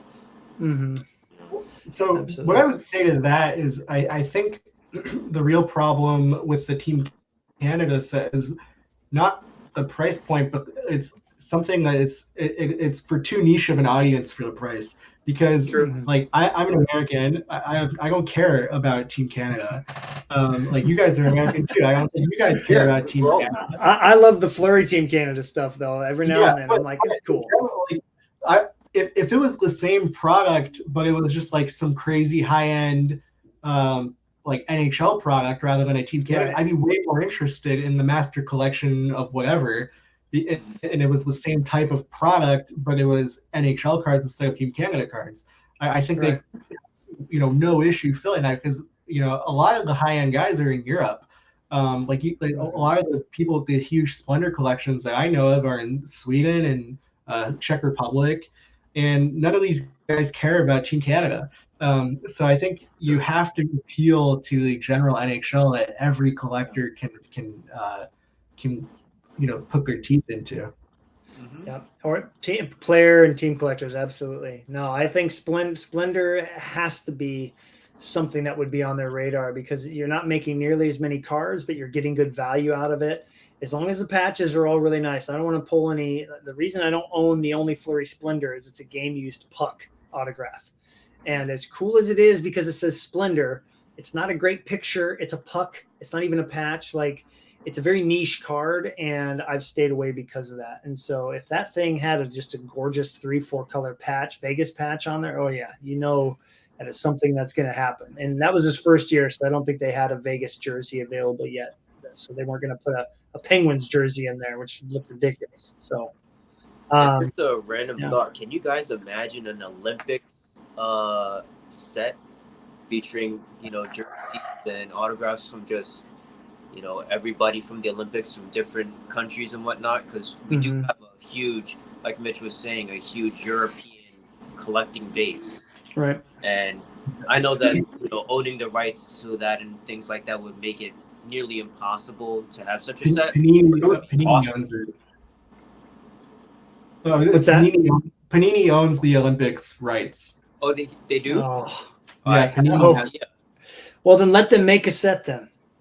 They have for basketball. They're like the Team USA basketball cards are pretty sought after.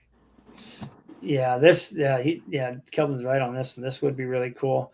I mean, this is definitely a discussion that we can continue because I think there needs to be another mid-tier high-end release that's not out yet.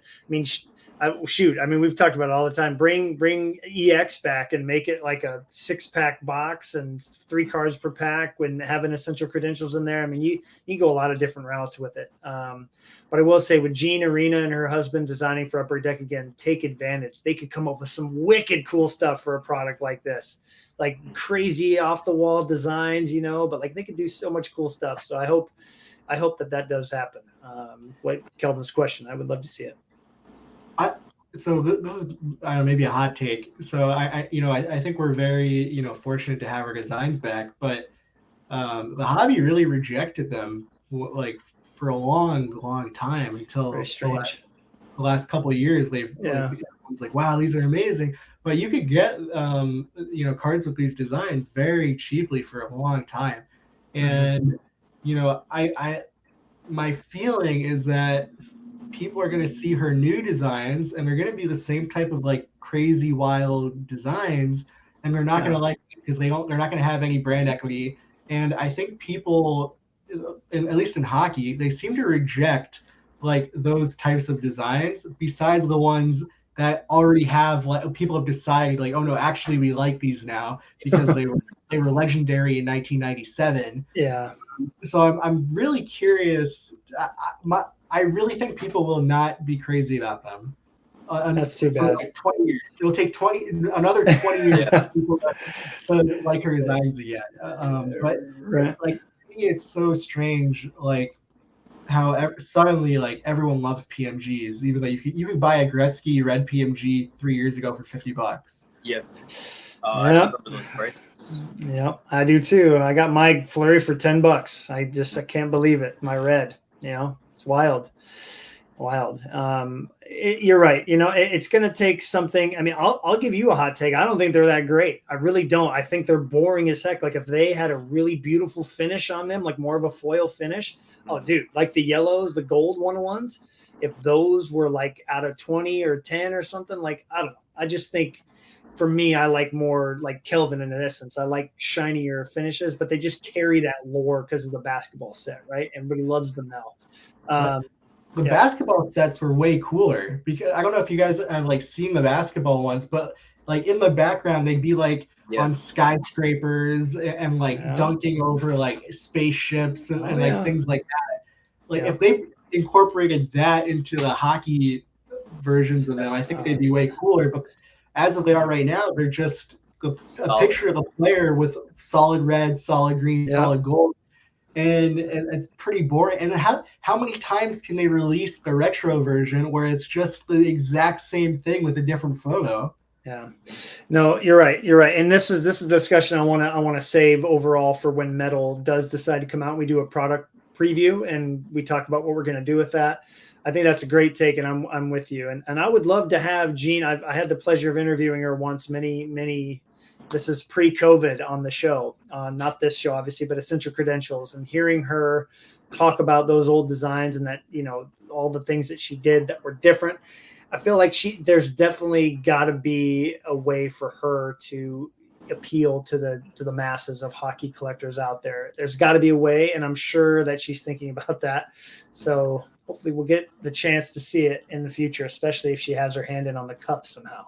That would be neat. But, well, fellas, it is at the 2-hour mark, so we are going to sign off. Can't wait to do this again. Great conversations. I want to say thanks to everybody that was here. Alex was here the whole time.